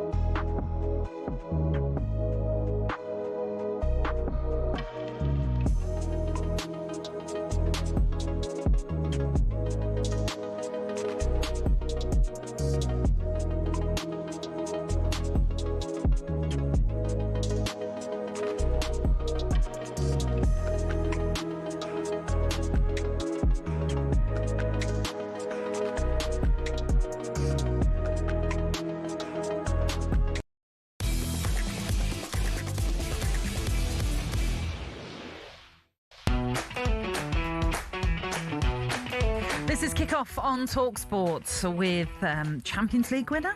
Do we call you a Champions League winner? You can call me whatever you want, Nat. Golden girl. I like Lianne Sanderson, who's alongside me, Natalie Sawyer. Before we introduce our guest, I just want to quickly read a message. Well, you were saying about Senna Lomans, the goalkeeper at Manchester United. This is from Lee, who is kind of agreeing with you. He says he's conceded exactly the same amount of goals as Onana did in his first 10 games, but weirdly, it feels better. But the stats don't reflect it. Isn't that funny? It's so true. I think if you ask most Man United fans, they'd say the same thing. Genuinely, I'll back anyone that plays for Man United. in the sense that, like, you know, when Xerxes was getting booed, I didn't agree with all that. Now, we all have different opinions, but at the same time, I'm like, yeah, I don't know if I can make a full opinion of him yet. But I like the fact he's better than Onana. Yeah, you just have a confidence thing about him. Which leads us nicely into our next guest. Like what you did there. Thank you. I tried. You've been doing this for a while. Joining us here in the studio, it is mindset coach to top sports professionals and probably. Is it just sports professionals, Chris Larson? No, there's plenty of others, but yes. Yeah, you know, there is plenty of others as well. It's great to have you with us, Chris. Thank you very much. I know you're good friends with Lianne, and this is how this has all come about. I suppose for everybody listening, the first question has to be: what is a mindset coach? So a mindset coach is something completely different to mental health. You know, mental health is primarily a condition, right? So when people have probably gone too far and they need some sort of intervention. A mindset coach is somebody who supports people in helping them build confidence and grow themselves to a place where they feel like they can express themselves and be fulfilled and happy. You know, and people think often like, do you really need that? Well, yeah, absolutely. Like probably 99% of the population needs some sort of support in that space. The interesting thing about that is then when you relate that to professional sports people, you kind of think, well, already they must have the confidence to do the job that they're doing. They've beaten off thousands of people to get to where they're at right now, yet you're still obviously having to work with a lot of these professionals. Yeah, I mean, they're human beings, aren't they? And like us as human beings, we go through these stages in our life where we're getting on with things that we may not feel, you know, confidence goes up and down. We don't feel great all of the time. And I think particularly with footballers and these professional athletes, the people who are at the sharp end of sport really feel that. Because we've just been talking about Manchester United and we've been talking about Le Mans against Onana, but actually what you was probably are able to see between the two is confidence. That's the thing that looks different. Onana never looked like he was confident, whereas Le Mans, he looks like he commands his area. He looks like he knows what's happening with the back three, back five, back four. I don't know what it is nowadays, but yeah, it's confidence. And I think that once people have got that confidence, you move different, you walk different, you act different, you've got a different aura about you. And some of the players that I've worked with, I've just seen this transformation from people who are on the floor to absolutely feel like King Kong. Yeah. You know? And Chris, like someone like yourself, I met you about 6-7 years ago at an event, and I bumped into Chris the other week because he actually bid. And I was like, I know that bloke on a date with David Beckham. Yeah. And he won. I mean, I won't disclose how much money he paid for it because it was a lot of money. But on another note, am I allowed to come? That's why this is why you're on national radio. Yeah. I was like, I know him, and then we got chatting. I was like, oh yeah, I remember you, the stuff you do, and we'd followed each other for a number of years. But like, I was saying to Chris the other day, like, you've got some incredible stories that I don't even think people realise how important. Like, I grew up having like sports psychologists in England, Misa Jarvis, who works at Brunel. She's one of the best I've ever had. But like, why is it still seen, Chris, as like taboo? Because a lot of the people you work with, you work over 200 footballers, male and female players, and actively in the Premier League, managers as well. But it's like, it's a confidentiality thing, which I understand, but he's not a psychologist. So why is it seen as such a taboo still for someone to say, because I speak to you, I'd be like, yeah, I'll speak to Chris because I might need to speak to him about whether it be online abuse or the pressures or whatever. Like, why is it still seen as taboo, Chris, to have someone like you to talk to?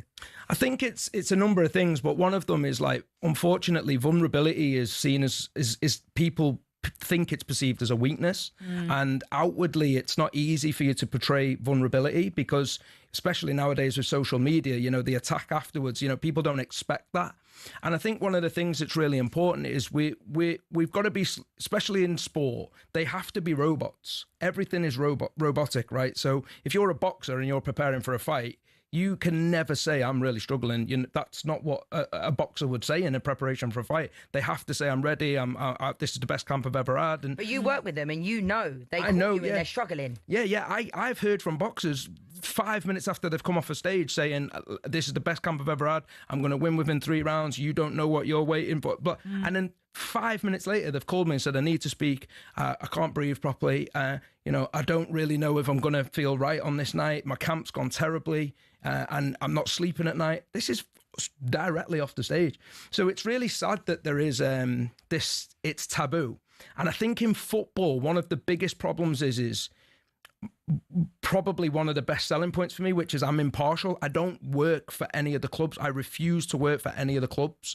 I will only work with the players. And that's because the second I have a Man United badge on or a Man City badge on, they don't trust me.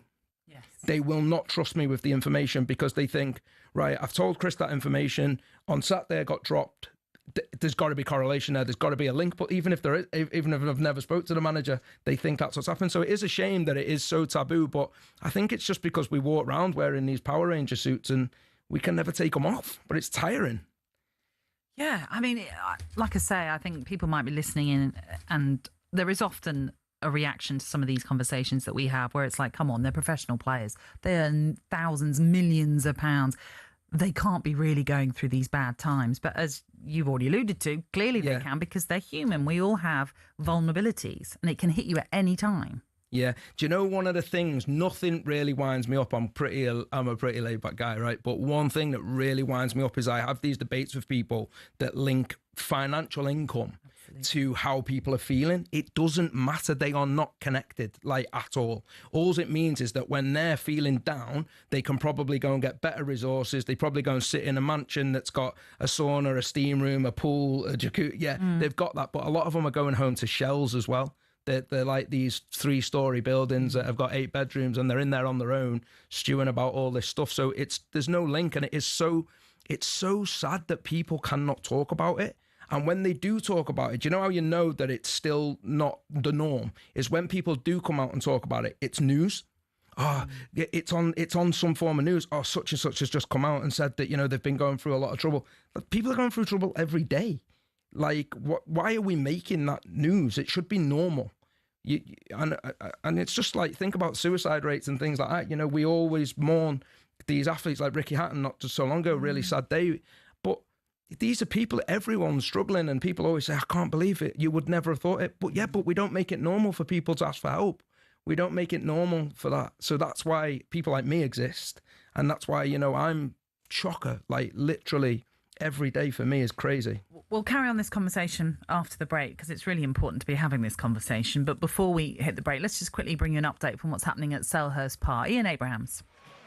A minute to the break. It's Palace 1, Coops 0. The goal scored by Uche after 5 minutes. He could have had a second had he not taken quite so long over the ball on the edge of the penalty area. And there was a brilliant chance for Roman Esse as well. Right-hand side of the box. Got his shot across the goal, but it wouldn't go in the far post. It just went past it and behind for a corner. Some of Palace's youngsters really showing up brightly tonight, but they are being fouled an awful lot by the Finnish side, who've shown very little going forward. The game is live on talkSPORT 2. Palace 1, Coops 0. Ian, thank you very much. OK, on the way next, then, Chris is going to stay with us as we discuss more about the work he does.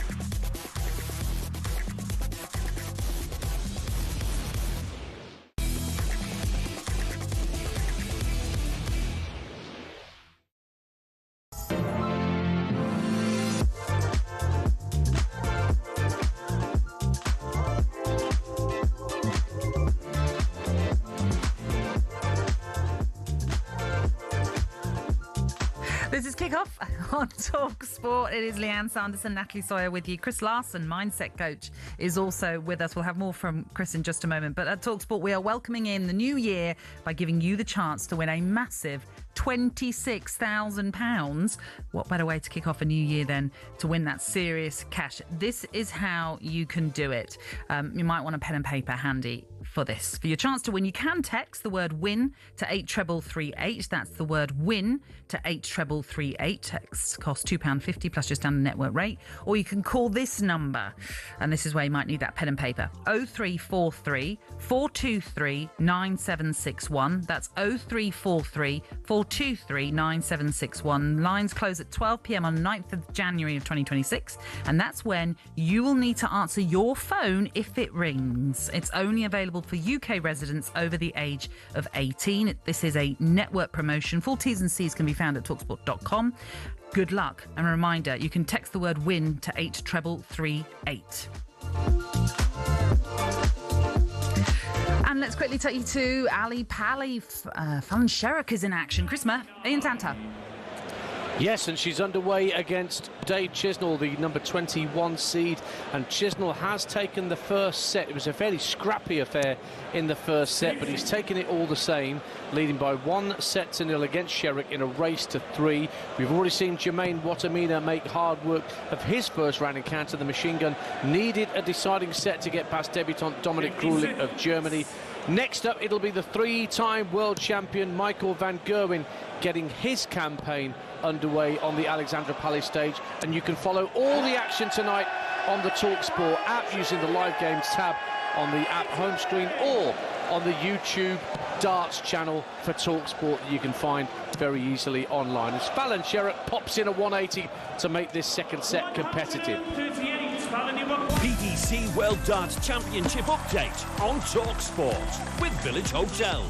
Hit the bullseye this Christmas with a darty party at Village. Enjoy flights of festive fun with our interactive darts lanes. Available at locations across the UK.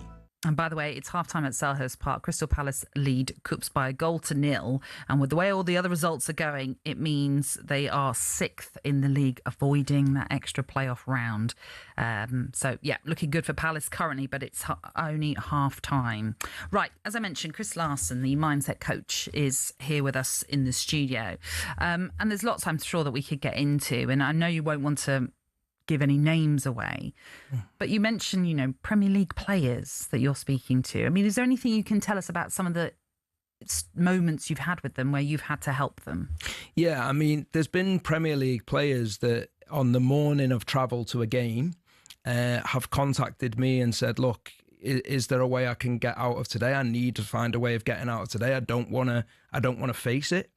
And I think, we could look at that and go, I can't believe that. Or you can look at it and go, do you know what? There might be 60,000 people in a stadium looking at these people who feel really vulnerable. They feel really fragile. They might be going through loads of stuff. And this is what we forget is they're not just footballers, they're people. So they've got life going on as well. And some of this life might be really hitting them hard. So to actually go out, imagine if we had, well, you guys might do, have cameras on you every single day you're at work. You've got one on you now. Yeah, but it's not easy. Most people don't experience that. We're not like in a goldfish bowl every day we're at work, whereas these footballers, they are. And the thing is, Chris, right, would it be anxieties? What would be the reasons for players calling you the day of a game? Would it, they want to get out of it, but is it because they're feeling down? Like, what would it is exactly that. It's this fear of failure. It's this anxiety. It's this, we want to run away from any sort of level of exposure, but it's crazy because the athletes are built different. They're built to perform, aren't they? So they're in the 1%. These are people who are consistently brilliant. So it's almost like a bit of a rock and a hard place because they want to go out there and show what their talent is. But at the same time, they're scared of getting something wrong and adding to the pylon that's already existing. So sometimes they're like, I don't know if I want to go and play today because I've had a bad week. People have been on me this week. And when you say on you, are we talking because obviously we can talk about social media as well. Mental health has always been there, right? Yeah, but people might think, there's been a growth in the last couple of years where how people are feeling. But I obviously experience it every single day. I was quite outspoken the other week on my social media about how it affects me. And, you know, people can say, oh, don't watch it, don't look at it, but we're all creatures of habit. You know, so like, have you noticed that a lot of people now are coming to you with this whole, because this wasn't a thing 10 years ago, where you'd need to get somebody to like help you cope with the outside pressures, because really all that really mattered to me was my mum, my dad, my family, and my coach, what they had to say and who was picking me. But now you've got these external factors of people might as well have my telephone number, really. Yeah. Yeah, well, you're accessible, aren't you? So anyone is accessible. And like, if you think about the technology, how it's changed over the years with social media and stuff, we used to be, I think it was 6 degrees of separation away from anyone in the world. We're probably 2 or 3 now because social media, because of the way the circles and the way how accessible people are. And you could ignore it. That's fine. You ignore it. But guess what? You've got a family. You've got other people that are connected to you. It's unavoidable. It's all over the press. It's all over social media. And you can't have a bad day. So if you can't have a bad day, imagine what that pressure looks like. I don't think people realise that though, Chris, as well, like with regards to family. Because I was saying to you, Nat, wasn't I, about, you know, people have started to message my family, message my wife. And that's what people don't realise, that I am still a human, and it's never about my punditry. You know, people can say I was a terrible footballer. That doesn't affect me. I don't care. But it's always all of the above. Now, another thing I want to talk to you about is managers. I don't think people talk enough about mental health of management. And I unfortunately lost a dear friend of mine, Matt Beard, not too long ago. And I think, you know, you look at the men's game now and even in the women's game, like, when we talk about these managers and they should be getting sacked and all that, like, they are still humans. They still have family members. Maybe I'm hypocritical because we spoke about Wilfred Nancy at the top of the show. Do you know what I mean? Because we, as our job is to give our opinions, but like, tell me these, you've told me a number of stories, Chris, about these managers, but can you just tell the listeners about some of the things you've done with managers, giving team talks in the bathrooms? Like, I mean, the pressure for managers is completely different to players. And I think some of it boils down to, like, it's not really within their sphere of influence directly to change like performance, because they can set tactics, they can set strategies, but then you need a load of people to go and you know, dispense that strategy. You need a load of them to go and execute that strategy, and lots of external factors can happen that mean that may not, you know, happen, and then it falls back to you. So I've had managers who the pressure is that bad that they've contacted me in the morning, or actually one manager contacted me at the stadium before about 2:15 for a 3 o'clock kickoff, 2:20, and was in the bathroom of the club, the toilet, and said to me, Chris, what should I say in this team talk? What do you think would be good for me to say now? And I've said, what's going on? And they're like, mate, I don't know. I don't know. But think about what you do with pressure and stress. Like, what does it lead to? We don't make decisions. We overthink things. So as soon as we start to overthink things, we don't make decisions then, because we're worried about what's going to happen. And if you've got to go and address, if someone's confidence is really low, you know, they say on a plane, before you help someone else, you should put your own mask on. Think about that with confidence. How is a leader, I know they get paid and that's their job, but how is that leader meant to go and motivate and inspire 15 or 20 individuals when they're on the floor themselves? 85% of the stuff we say doesn't even come out of our mouth. So you can't stand in front of 20 people and address them with the right level of tenacity and the right level of intensity if you're not feeling that. It's really difficult. And that's and I'll tell you one more thing. There's more managers who are in crisis than there is players. Like, crisis situations in their own mindset. Well, I mean, it's a high-pressure job. Unbelievably high, yeah. And, you know, we talked about it off air. And listen, no manager wants to get sacked. But if you're a manager of a certain standard, you're going to get a lot of money through compensation. But if you're a lower league manager, WSL manager, yeah, you might be all right, don't get me wrong, but it might not set you up for life, the money that you earn from your compensation. Then you've got to worry about, well, where does my next pay packet come from? How do I look after my family? How do I look after all the bills that I've got to pay? All these sorts of things come into the equation, which, of course, everybody can say is the same throughout life, because we all have troubles and we all know the financial situation the world is in right now. But like you say, if you're then meant to lead a team, that must be impossible. It's crazy. I'll give you something that is common knowledge, because it was in the Telegraph, or it was in the paper. Robbie Savage, we went and did I've got an organisation called Limitless Movement, and it focuses on exactly this for sports teams. And we went and did a talk for Robbie Savage at the start of the season for Forest Green. And one of the first questions I asked when I sat down in front of the whole team, first team, and the support staff, the physios, everything, I said, stand up if you think you're awesome. Not a single person stood up. And Robbie Savage referenced that in the paper and said, look, I can't believe I never stood up. And he said, I am awesome. But I said, well, why didn't you stand up? And I asked all of the team, why haven't you stood up? Why have you not stood up? Why has no one stood up? And they were like, well, fear of judgment. I didn't want people to think it's arrogance. Yes. Get over that. Like, people have got to walk around and feel great. That's a better world when people walk around and feel amazing. Society keeps people small nowadays, and we don't like the outcome of that, and we don't even like living in that world, but we don't do anything to reverse it. I think other people's behaviours, though, can impact, because I'm a pretty confident person. Anybody that knows me, not overconfident, but I believe in my ability as a player and as a pundit. But, like, it's external factors when people say these horrible, horrible things about me, things that I can't change, and I wouldn't change them. That's when it's impactful. Do you get what I mean? So I can go to bed tonight and I can look through social media and think people are probably saying something about me that's not very nice. I'm the one that's then at home on my own, because my wife's gone to bed or whatever, that I'm in my own head. And on different days, it can affect you differently. Sometimes I'm just like, yeah, whatever, water off a duck's back. But there's other days where you just think, leave me alone. Yeah. Do you get what I mean? Like, enough is enough. And that's why I did it on my socials the other week, because I don't need to do... I was inundated with requests from, like, outlets wanting to talk to me, which is lovely. But I'm like, the social media outlets need to do more. Do you know what I mean? Because I shouldn't have to come off of social media in order to kind of win in this situation. But I think if anyone's listening to this, my only thing is, like, words do hurt. Do you know what I mean? Everyone's nice to me on the street, but what they say can impact you. Yeah, and you've also got to remember what pressure does to people. So, like, we're under immense pressure, and particularly in sport, you know, everybody who's playing sport is under a lot of pressure. And how do we cope with that pressure? So there's no hiding. If you have a bad day, you're going to struggle. And if people often say to me, but why would people need a mindset coach? Well, if you want to know how powerful culture and mindset and behaviours is, think about why teams like Leicester win the league.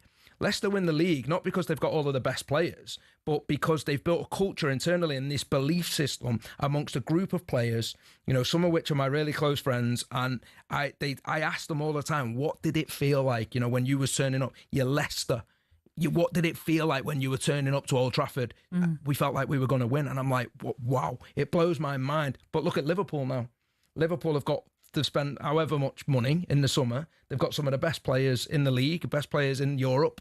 And, you know, they're struggling at the minute. And what does that feel like? Well, it feels like that they probably don't look forward to the next game. They probably, at the back of their mind, are thinking to themselves, like, are we going to get out of this? And then all of this anxiety creeps in, and then they overthink things, and the Slot will be feeling it now. And that's what happens with pressure. And that's why it starts at a really young age. I've told you all along, I've just been to see a kid who's at Arsenal Academy, Miguel, who's unbelievable. 7. Working on mindset. It starts then. Well, look, we could talk about this because it is really fascinating, but we have to take a break, and I'm sure you need to get home as well. But listen, we really appreciate you coming in, Chris. It's been fascinating. Yeah, thank you. If people want to find you on social media, where do they find you? Yeah, I'm on Instagram, Chris Larson 76, and I've also got a business called The Limitless Movement. So yeah, feel free to follow, and if anyone ever needs any support, then you know where I am. Brilliant. Top man, Chris. Thank you. Yeah, thank you again. Up next, we're going to bring you an update from Selhurst, plus a look ahead to the huge fight happening in Miami this weekend. You're tuning in to Kick Off on talkSPORT with Ladbrokes. It's 18 and over. BeGambleAware.org.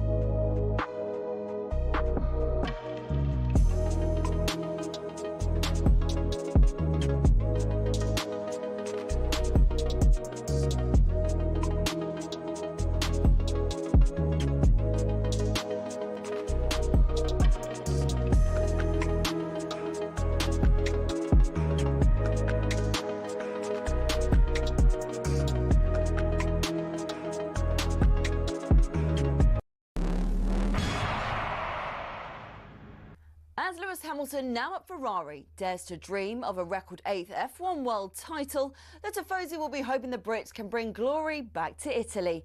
To many, Ferrari and Formula One are inseparable.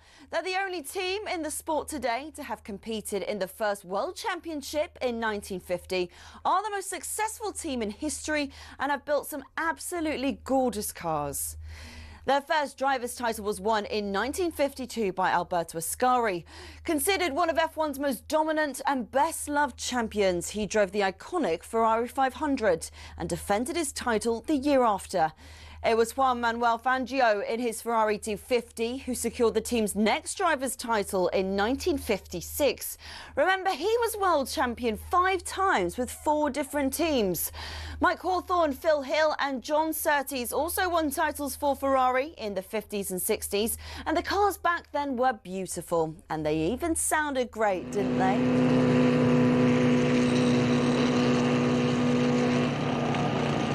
Anyway, Ferrari went 11 years without winning a title until Niki Lauda won in 1975 in the iconic 312T.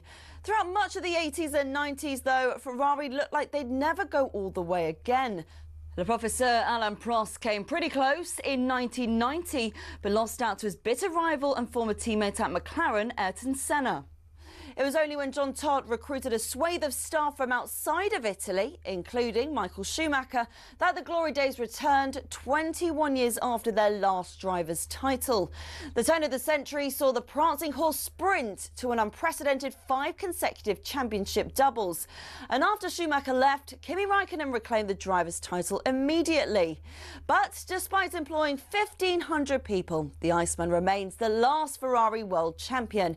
So, 16 constructors' titles, 7 more than McLaren, and 15 drivers' titles, 4 more than, again, McLaren. Ferrari are truly Formula One's top team. Forza Ferrari.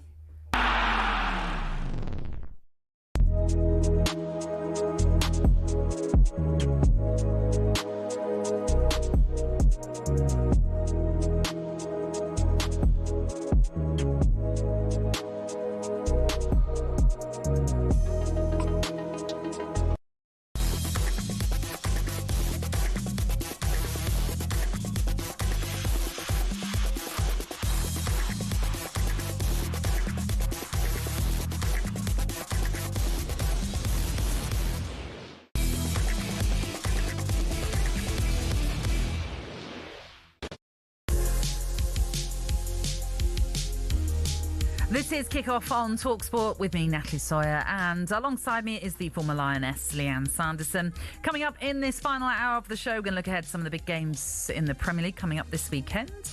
But we will be crossing to Miami shortly ahead of huge fights tomorrow evening between Anthony Joshua and Jake Paul. If you want to get in touch, we would love to hear from you. You're more than obliged to send us a message to 03717 223344. You can text us to 81089 and you can get involved as always here on Kickoff.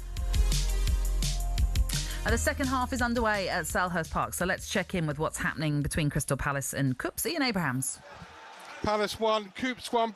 Coops have just equalised. Paraseskev has put the ball in the back, and that was a really good finish as well inside the penalty area to the top corner net past Walter Benitez. He's celebrating, the Finns are celebrating in front of their fans on the far side, and this could be really bad news for Crystal Palace, because the last thing this football club needs is another game of football, and if they have to go into the playoff round, that's exactly what they're going to get. The goal is being checked for offside by VAR, but I can't see there being a problem with it. It was a really good finish. Palace were ahead as early as the 5th minute. Uche with the outside of his right boot from the edge of the area, firing home for him.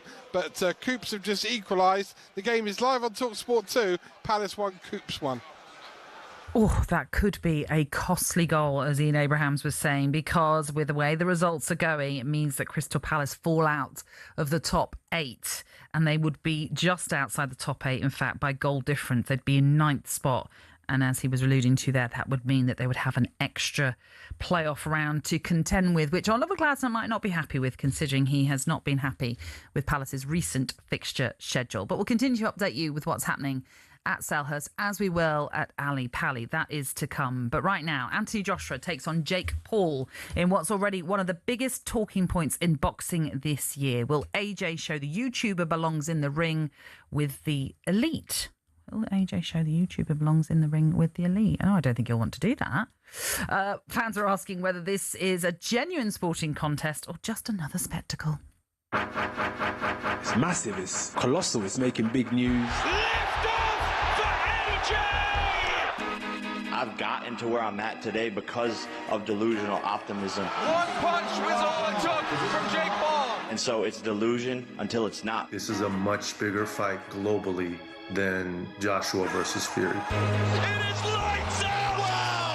Anthony Joshua! Joshua just teeing off a sizzling AJ reminder. What the heck is going on?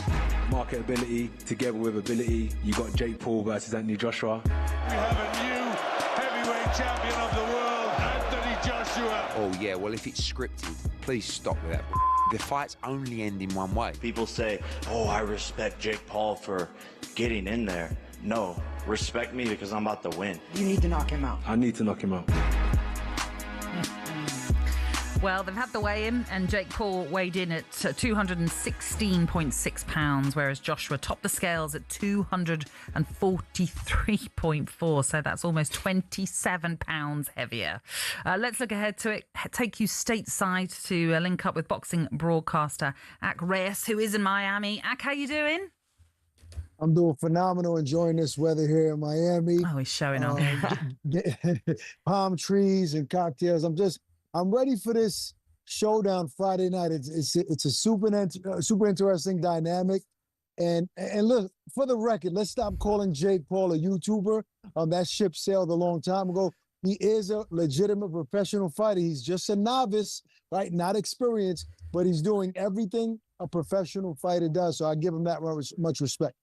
Just for a moment, if you wouldn't mind just holding on, we've got to take our listeners back to Selhurst Park because there has been a goal and it's gone from bad to worse. Ian Abrahams.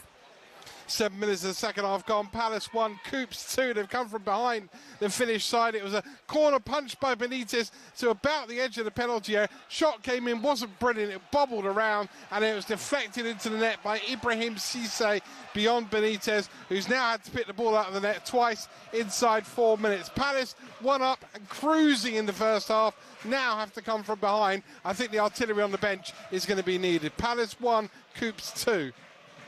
Yeah, as a reminder, Oliver Glasner made a lot of changes to his Crystal Palace side and named a number of teenagers, including a 16-year-old Joel Drakes-Thomas in the starting lineup. More updates to come, but let's take you back to Ak Reyes in Miami. And Ak, by the sound of it, you are fully convinced about the legitimacy of this fight. There are a lot of people that are quite sceptical still of it. So why do you think it's going to be something that we should tune in for? I mean, well, first off, I think people watch too many movies and just have this notion, idea that fights can easily be fixed. And the truth is, this is a fight that you're going to be able to bet on, right? Legally, it's federally illegal to tamper with anything like this type of fight. So of course, it's legitimate. Now, as far as is it a fair contest in terms of skill, experience? No. But in terms of it being a professional sanctioned prize fight, it is. I'm not only convinced, I know for a fact. Yeah, Ak, I mean, I am one of those people. Nice to meet you, by the way. I'm Lianne, and I'm usually in Miami, but I lost my tan about 2 weeks ago since I got back to England. But I'm one of the skeptics that, but then I'll watch it. Do you know what I mean? Similar to the Mike Tyson one. It's like, but I just can't get my head around, isn't there a element of this, Ak, that it could be a little bit dangerous? Based upon the fact that AJ, he surely has to knock him out. With all due respect, if he doesn't knock him out by round 3, I'm done. Do you know what I mean? Then I'm not saying there's any fixing going on or anything like that, but you see the face-off. Jake Paul is literally at AJ's belly button. Right. Yeah, I mean, it's beyond dangerous for Jake Paul. Of course, that is what's supposed to happen. Anthony Joshua's supposed to go in there and destroy him within 2 rounds. But boxing is the theater of the unexpected. They call that for a reason, because you never know what can happen. Now, look, we've seen major upsets, right? In the last, 40 years, two of the biggest upsets, AJ is on one of those with Andy Ruiz. Now, I'm not saying that this is going to happen because obviously Ruiz is a more experienced and it was a legitimate threat, still an upset. This is an opportunity for Anthony Joshua, who's one of the biggest names in British boxing in the last 10 years, and for him to be exposed to a new audience on Netflix, which is, I think this fight is going to be the biggest fight that AJ's ever been a part of. So let's look at the positives. All of those folks that have a problem with this fight, to your point, you said you're still going to watch it. They all are going to still watch it. Every single person on social media that's saying, oh, this is a hoax, this is a fake fight, I'm not interested. They're all liars. They're all going to watch it. I'm gonna watch it. The same as I watch, Conor McGregor fight against Floyd. Like, you do. It's what we do because you want to feel part of it. But that's why it's so intriguing. I just don't like the route that boxing's going down with regards to this type of thing, because we all want to see Fury AJ, realistically. Should AJ really be fighting Fury at this point? Probably not. But at the same time, that's the fight we want to see. I don't want to see Jake Paul. I just don't. I think that is it, but though, you isn't don't, it? You don't want to see it, but you're watching it. You're going to watch it even though you don't want to see it. See, this is the problem I have when people say that. It doesn't mean that those other fights can't happen. Just because this fight is happening, this is not voiding any other big fight. AJ is slated to fight Fury next year. So this is just a pit stop. Should Jake Paul, though, should Jake Paul have the opportunity to fight against Anthony Joshua? That's the issue here. Like, there are other fights. I understand he brings in the money. Jake Paul, no doubt. I mean, AJ's getting a massive payout for this, and fair play to him. I don't hold it against boxers when they, go for the money. But, I just don't think this should be happening. I think there's other fighters out there that could fight AJ, and that's just my opinion. How do you pay those fighters, right? I get your point. In theory, it shouldn't be happening, right? In theory, there should be a guy that's gotten to the point where he deserves a shot against AJ. But boxing is also a business, right? So you're talking about there are tons of guys that should be fighting AJ. But are there tons of guys that are drawing Netflix, right, to want to put this show on to this major audience? No, those other random guys, guess what? Netflix isn't going to be interested in that type of fight. So this is a fight that warrants that type of energy. So yes, and ultimately, yes, Jake deserves to be in there with AJ because he's bringing the business to the sport, right? This is prize fighting. He's bringing the prize to it. So I'm sorry to the fighters that wish they can have that opportunity, but you have to bring something else to the table, and Jake has brought that. Act very quickly. Who's going to win then? Come on, I mean, there's no question. You know what I'm saying? Just checking. I'm a boxing analyst, so I wouldn't go crazy out there. But yes, Jake Paul should be demolished within 3 rounds, but I love Jake. Hell of a dude. You could give him a puncher's chance. Maybe he makes the fight ugly and ties AJ up, runs around, jabs. Who knows what's going to happen, but we all know what's supposed to happen. We do. Listen, thank you for joining us this evening. Enjoy it. Thank you for having me. Appreciate it. Thank you. That's Ak Reyes, who is live in Miami. I'm not going to watch it, by the way. I'm not interested. I am and I'm not. I'm not going to be a hypocrite, but my wife loves AJ, so anything he's on, she wants to watch. And that's the reality. But I'm not a Jake Paul fan. Fair play to the YouTubers that bring in money. There's not an issue there. But I just don't think that he should have an opportunity to fight against AJ. I just don't. No, I agree with you. And I think YouTubers can fight YouTubers. We shouldn't be mixing the two. Yeah. And for me, we didn't get to say it with Ak, but I was just thinking, just goes to show the direction of AJ's career, sadly. By the way, this Sunday, Lagos hosts Chaos in the Ring. It's headlined by Lawrence Okoli versus Ebenezer Teta, and a stacked card featuring heavyweight stars of David Adeleye and former Olympic champion Tony Yoka. You can watch this Sunday only on DAZN. Boxing update on talkSPORT with DAZN, the global home of boxing. Sign up now at dazn.com/boxing. OK, on the way next, we're joined by Steve Harmison to preview another day down under in the Ashes.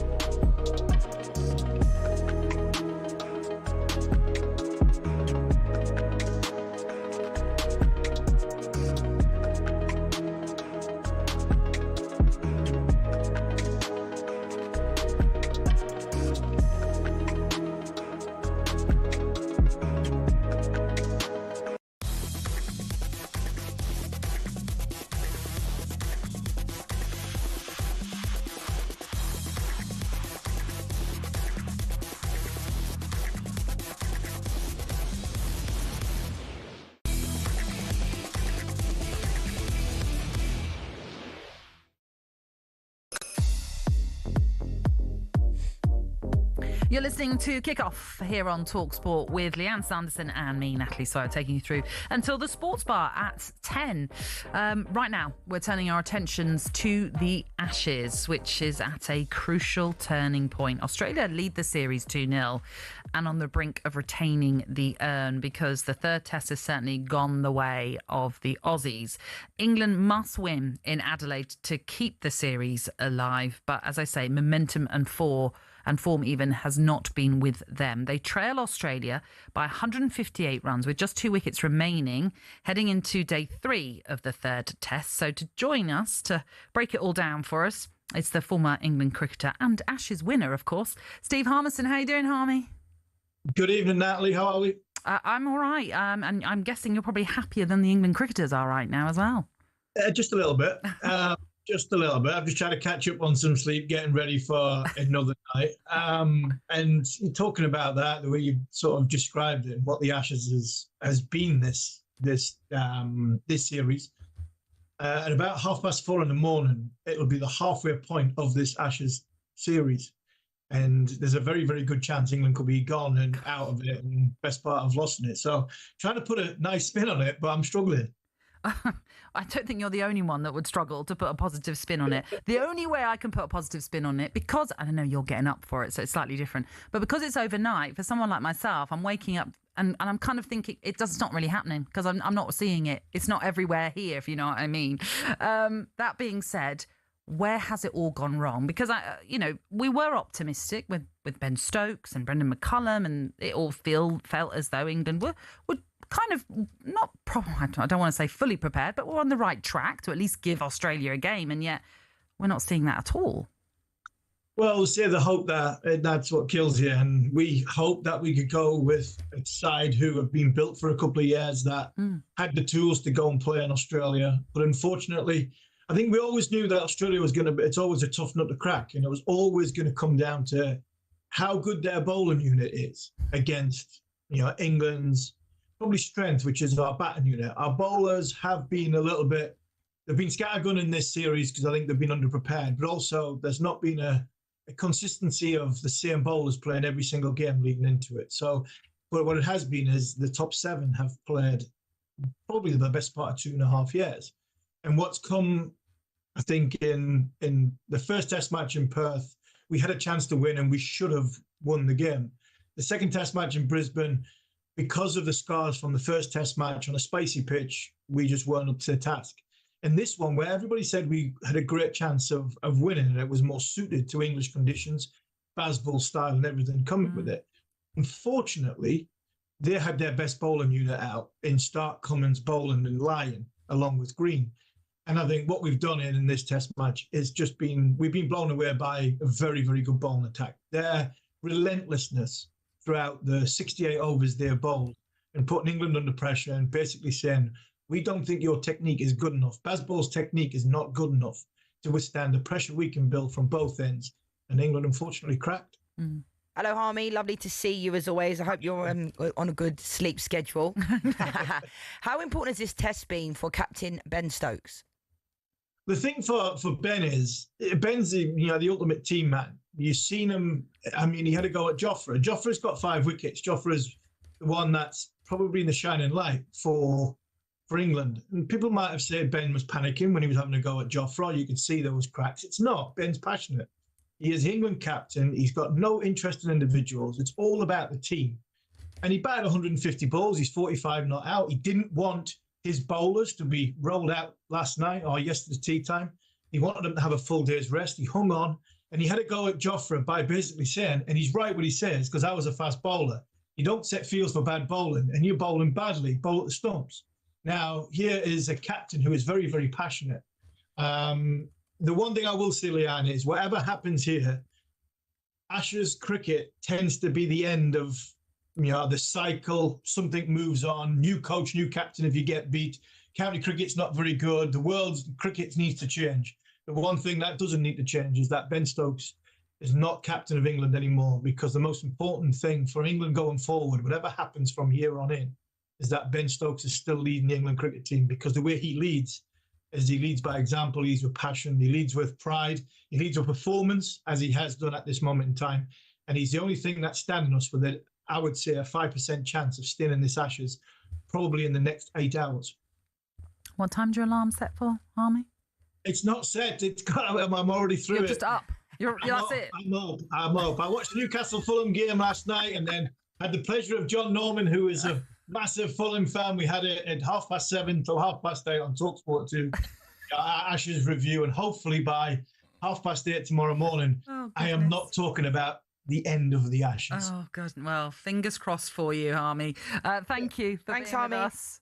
Good night. Good night, Army. Right, should we check in with what's happening at Ali Pali? Chris Murphy. Yeah, Michael van Gerwen has just made his way onto the stage. He's bidding to win a 4th World Championship title, and it probably would be his greatest achievement in the game. Hasn't won the tournament here since 2019, Michael van Gerwen. He's had a difficult year in his personal life and trying to overcome injury as well.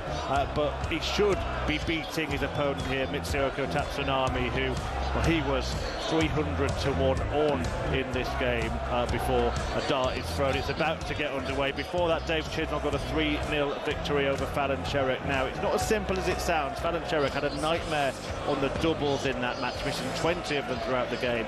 Dave Chisnell took full advantage. Before that, Jermaine Watermain got a victory against Dominic Grulish. Christoph Ratajski still to play tonight against Alexis Tolio, but Van Gerwen against Tatsunami is about to start, and there is live commentary on the talkSPORT app. PDC World Darts Championship update on talkSPORT with Village Hotels. Hit the bullseye this Christmas with a darty party at Village. Enjoy flights of festive fun with our interactive darts lanes, available at locations across the UK. All right, next up, we're going to look ahead to some of the games coming your way in the Premier League this weekend. And a reminder for you, after 10 o'clock, Max Scott and Adebayo Akinfenwa will be taking your calls on the Sports Bar, so why not get them into them right now? Book your place, 03717 223344. That's the number to call them on. You're tuning in to Kick Off on talkSPORT with Ladbrokes. It's 18 and over, gamblerware.org.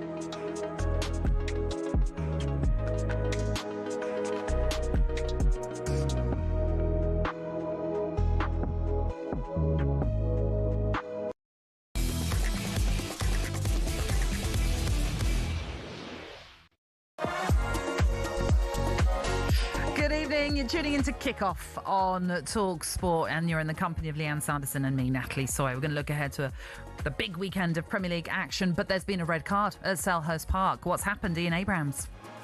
Palace 1, Coops 2. It's Coops who are down to 10 men.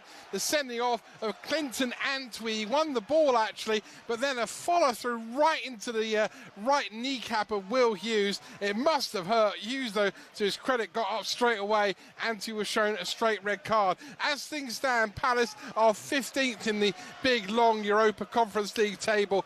But if they can get a goal right now and draw the game at least, then as things stand, they would finish in the top 8. It's that tight. They need a goal, and Jean-Philippe Mateta and Eddie Nketiah are about to come on. The last quarter of an hour is live on talkSPORT 2. Palace need a goal. Palace 1, Palace 2, Palace have a goal. They've headed it into the back of that through Justin Devaney, ball in from the left-hand side, and Devaney just on the 6-yard box has headed the ball into the back of the net. Mateta and Nketiah are still about to come on for a quarter of an hour, but that goal stands and Palace are level. 15 minutes of drama to come on talkSPORT 2. It's Palace 2, 10-man Coops 2. Oh, love it. Drama at Selhurst Park then. Crystal Palace getting a goal back, making it 2-2 now. But it's still not enough to move them into the top 8. But they will, of course, book their playoff place with the way things are going. Even if they lost, they were going to book a playoff. Now, I'm laughing, right, because how much does the Moose still absolutely love it? Like, that was the fact that we got a goal when we went to him. Imagine. Yes. He's loving it, isn't he? Yeah, he does. Ooh, excuse me. He does love it. And I wonder how he would have delivered the news of the BBC Sports Personality of the Year. Come on, Nat. Rory McIlroy. Amazing. Which I can fully understand after what has been an incredible year for him, finally winning the Masters. So now he's won all the majors that there is to have won, and also being a part of the European Ryder Cup team that won in America as well. So yeah. well won. And to be fair... Better late than never, because I think he should have won it previously. Oh, do you? Shall I tell you when? Go on. Big, ooh. When, big, ooh? Because, like, people will be surprised that I feel that way, but, like, love Mary Earps, top person, you know. But when Mary won it that year, I actually thought Rory McIlroy should have won it. Beth Mead's won it as well, which is amazing. But genuinely, I thought, do you know what? Mary's done amazing things, but Rory McIlroy that year, I felt like that was the moment. But fair play to him. Yeah, well, he's got his rewards this year, and the European Ryder Cup team won the Team of the Year, and that was from a public vote. So the public deciding that they were certainly worthy winners. And we should also mention a couple of others. Coach of the Year, Serena Wiegman. Young Sports Personality of the Year, Michelle Adjumang as well. So, yeah, some well-deserved rewards there for a great year for all of those involved. OK, let's look ahead to the latest football action right now with Ladbrokes. The big preview on talkSPORT with Ladbrokes. Get a free bet every week of the season and a big boost every day. That's Ladisfaction. Minimum £5 bet. Conditions apply. 18 plus gambleaware.org. And we've got a whole host of live football coming your way across the weekend, starting with Swansea-Wrexham tomorrow. That's on talkSPORT 2. Then we've got our game day lunchtime exclusive, which is Newcastle against Chelsea. That's the 12:30 kickoff on Saturday. We also have another 8 o'clock kickoff to bring you here on talkSPORT, which is Everton against Arsenal. But at the same time, on talkSPORT 2, you can tune into Leeds against Crystal Palace. Unbelievable. So What a dream. Saturday. I think we should start with Newcastle against Chelsea, that first lunchtime kickoff in the Premier League. Both teams coming into this one off the back of midweek wins in the League Cup. But as we pointed out previously, when we talked about Newcastle's win, they had to put in a performance really in the week after such disappointment in the derby. Yeah, and I think I like Eddie Howe. I always speak really highly of him. I actually wanted him to be the England manager, much to a lot of Geordie's dismay. You know, because they would have ended up losing him. I think he will go on to manage England one day. But I think, you know, you look at them right now in 12th, nowhere near where you'd expect them to be this season. But I think, you know, this is going to be an interesting game because I just think whenever teams go to St James's Park now, it just adds that little bit of extra, doesn't it? It's a difficult place to go to. Not just because they put, you know, the away fans in a seat as high as a plane. Have you know what I mean? That? I have, yeah. I've done that. And it's same as when the San Siro, old San Siro, like you're talking windy steps to get to the top. Fair play to the fans. But it is a difficult place to go to. But I do think Newcastle this season a bit inconsistent. So have Chelsea.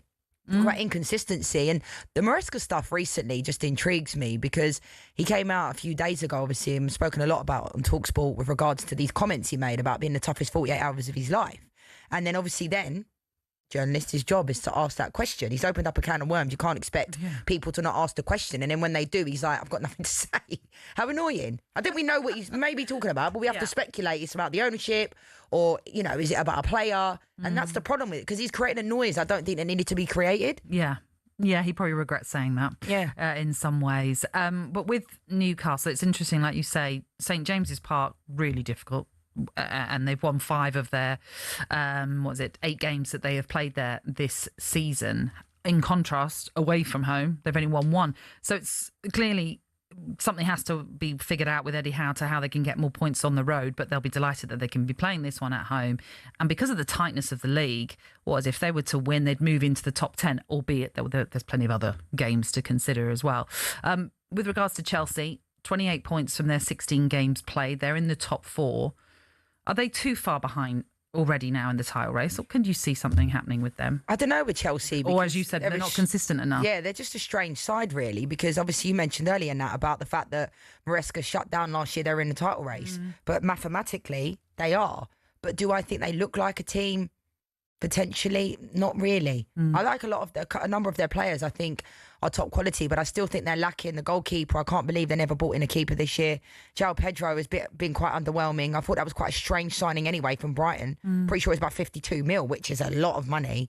And I did like him at Brighton, but I thought, is that really that player? Started off all right. Yeah. It's kind of, yeah. He was at the FIFA Club World Cup in his first game. So, obviously he had a little bit of time to kind of, that's a great way to start, isn't it? There's not as much pressure. They go on to win it. So, yeah, I think this Chelsea side is still they're inconsistent because the players, the lineup is inconsistent. The players that have coming through the door, it's like, there's no plan for what's really going on. So, Caicedo, I think, has had a good season. Enzo Fernandez, decent, but I don't think, great. Neto's a good player, but they have that. Liam Delap hasn't really got going yet. And I feel for Liam Delap because he then gets that red card when he comes back. Then he's picked up another injury, but I like Liam Delap a lot. I wanted him at Man United last season. I know he's former City, but I want everyone at Man United. But I think he's a top centre forward, but it just hasn't really got going. It's like that number 9 position at Chelsea. It's almost like that cursed position, isn't it? Going all the way back to when Kesman was there, moved to... we're talking years in this situation, but I still think they're a good side. But I fancy Newcastle. I don't know. Just before we move on, Yoane Wissa scored in midweek. Obviously, just coming back from injury, having not played any part with Newcastle after the last few months. But to have him now available as another option for Eddie Howe's massive. It is, and you know enough about him. And this is what I love about your team, that you seem to sell players like Brentford, Brighton, and those types of teams sell players. And because of the foundations you lay down, it affects you. Don't get me wrong. But you look at the turnover of players that Brentford have lost over the years and look at how they carry on. They lost Ivan Toney and Buemo. The list could go on. But I think you look at this team, I don't know. I fancy them. What, Newcastle? Yeah. Yeah. Okay. Tottenham-Liverpool might be an intriguing one for us to look ahead to. This one is the 5:30 kickoff. Liverpool in 7th, Tottenham in 11th as well. Salah's no longer available, having gone off to AFCON. What do you think about the Salah situation at Liverpool? Because obviously there were times where he wasn't, in more recent weeks, wasn't used, has been brought back into the fold, but a lot of speculation about his future and whether or not this could be the last we sort of see of him, maybe the last season we see of him at Liverpool. I think I'm split on this one because when I look at Mo Salah, I just think of Cristiano Ronaldo and how they're just so single-minded. Everything about them is about themselves. Now, some people can say that's selfish. On one hand, it is, but you don't get to where you need to get to and that elite level, Nat, being really nice to everybody. Should Mo Salah have done the interview? Not particularly. Did it bring a lot of outside noise unnecessarily? Yes. And I think as soon as you start talking, and I agree with what I think it was Kara said about the fact that, he only really speaks when it suits him. And it doesn't look good, does it? When he only speaks when his contract's up for renewal and he only speaks now. There's so many times I wanted to speak when I weren't playing for England. Do you know what I mean? Not that anyone wanted to, no anyone cared, but I went to a World Cup, played every minute of every game, got to a World Cup. and got benched for the first 4 games. Manager didn't even talk to me. And I had to go to speak to him when we got to like the round of 16. And I was thinking, because I was questioning myself, but what I really wanted to do, there's loads of things you want to do, isn't there? It's hard to go to training when you're not playing. And the thing about Mo Salah, there was some wording that he used in that I don't think he helped himself. He made it seem like he should be playing regardless of how he's performing. Doesn't help him. Does he deserve to be given the benefit of the doubt because of what he's done for that football club? Yes. And it was interesting because when he came on in that game, the fans went crazy, didn't they? They love Mo Salah. And of course, why wouldn't they? We know what he's done in that Liverpool shirt. He's been brilliant for I like him, and I'm a Man United fan, and I love his ability. I think he's unbelievable. But the one thing you can say about should he be given the benefit of the doubt, he has been given the benefit of the doubt for quite a while this season. And Arne Slot decided I needed to just change things up, mix it up a little bit, just to give someone else a chance and maybe give Salah that rest that maybe he needed. Now, obviously, Salah took it differently, and we know what's happened ever since. But now, Arne Slot, though, Nat, sorry to interrupt, should have had a conversation with him, though. Surely he did. Well, according to Mo Salah, he hadn't. Honestly, well, you know as well. You just no, but I'm just saying. No, but you, as you alluded to there, you were benched and you weren't given reasons. No, not all. It can happen. And they say, well, when I asked my manager why he hadn't spoken to me, do you know what he said? Do I need to speak to the third choice goalkeeper? And I said, it's a different story. It's different, isn't it? Because I'm not saying I'm better than that third choice goalkeeper, but if you're playing and you're going to be taken out of the team, it affects everybody else. Do you get what I mean? Like, it affects me, don't see that, but it affects everyone's looking at you. You're thinking, oh, why is Lianne not playing that? You know what I mean? And it's in your head and you get inside yourself. So I do think if Arne Slot would have spoken to Mo Salah, he might have not liked it, but you have to respect it, don't you? And I think he felt disrespected, but I do think him and Cristiano are very similar. Yeah. Quick word on Tottenham and how you think Thomas Frank is doing. I was really optimistic about this, Nat, but I'm just not feeling it right now. My father-in-law is a massive Tottenham fan, loves the club. And I don't know, I like Thomas Frank. You know him a lot from Brentford days, and I just don't think he is that. But then you can't keep blaming the manager. You can't keep saying it's the manager's fault, can you? That is the problem, isn't it? Yeah, I mean, someone's got to be given a chance to have a succession plan, I should say. And I get it. I do understand why Tottenham fans are not happy. I do understand that sometimes he goes a bit more defensive than he would like. I get it. He did that with Brentford a lot, but it's Brentford though. No disrespect. No, I was just about to say, but they are different levels, and I totally get that. But at the same time, he's got to be given a chance, hasn't he? It's only a few months into his tenure. Yeah. Do you know what I see with him? Why I just don't think he is that elite, and I like him. Like I said, he's very reactive as opposed to proactive. And I remember I had a conversation with Mauricio Pochettino a few years ago about management, because I always say it's an art. Everyone we always think, oh, this player should be playing, that player should be playing. Right. There's a lot that goes on into picking a team. And I just think whenever Tottenham concede, then he makes a decision. Then he makes a substitution. Like the Newcastle game, it was crying out for the midfield. Saranac was poor in that game, had no legs left, and then he didn't make that substitution, and then Newcastle ended up scoring. Do you know, I know Romero scored 2 amazing goals in that game. One was over a kick, but I just think the squad depth for Spurs isn't there, but it can't continuously be the managers. You know, they've had a lot of injuries, not making excuses for them, but Dom Solanke's injured. Richarlison, don't get me wrong, works himself into the ground, but he's not that player that's going to get you double digits a season, is he? No. Sorry, Brennan Johnson. Well, I was just about to ask you this, because obviously he was the match winner in that Europa League final against Manchester United, but it seems as though his future is uncertain at the club, with suggestions that although they're not actively looking to sell him, they are open to letting him leave. I'm quite surprised at that, right? Because I like Brennan Johnson. Do I think he's world-class? No. But do I think he's a decent player? Yeah. And I'm quite surprised that he's only been at the club for 2 seasons, right, when he came from Forest. And it's no, we're not having him anymore. He can go to Palace or Bournemouth. With all due respect, Palace and Bournemouth are good sides. They're not the Palace and Bournemouth of years ago. You know, when people say, oh, that's a lower team. No. These 2 teams are competing. But I do think it's a quite strange one, because I said to you before, didn't I? Different managers like different players. When I was at Juventus, Bentancur couldn't get anywhere near the starting 11. I used to watch him, and he'd be a player that'd be a squad player. At Tottenham, he never misses a minute, and Paolini's on the bench. So different managers have different ways of doing things. Yeah, it's a strange one, because Thomas Frank at Brentford wanted Brennan Johnson. We, by all accounts, had sort of had conversations about him coming to the club, and then Tottenham came in. So in that sense, I'm surprised, but then obviously he's not worked with him before, so we don't know what's gone on behind the scenes. I think he's got something to offer. I think Brennan Johnson's got a bit to offer. We will see what happens with his future, but it seems as though it's uncertain. Okay, that was all thanks to Ladbrokes. It's 18 and over, gambleaware.org.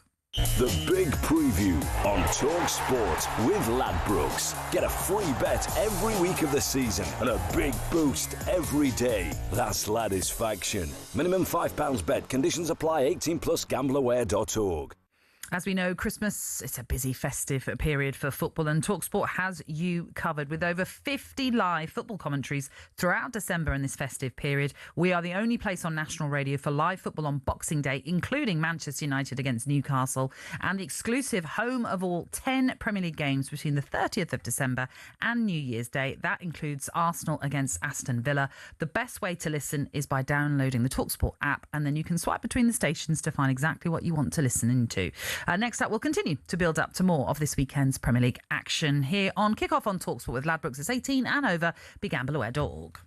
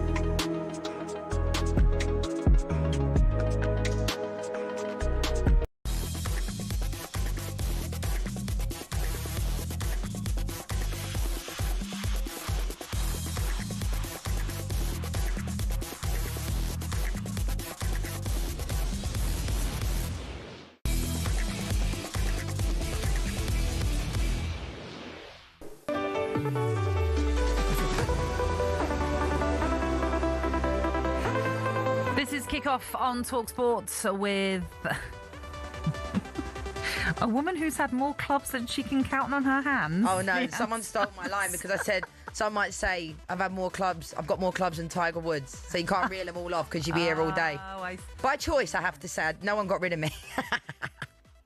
I'm sorry, I just saw it. I was like, okay. I'm just laughing at this music. What is that music? Feels like we should be at a nightclub. Don't know what clubs you're going to.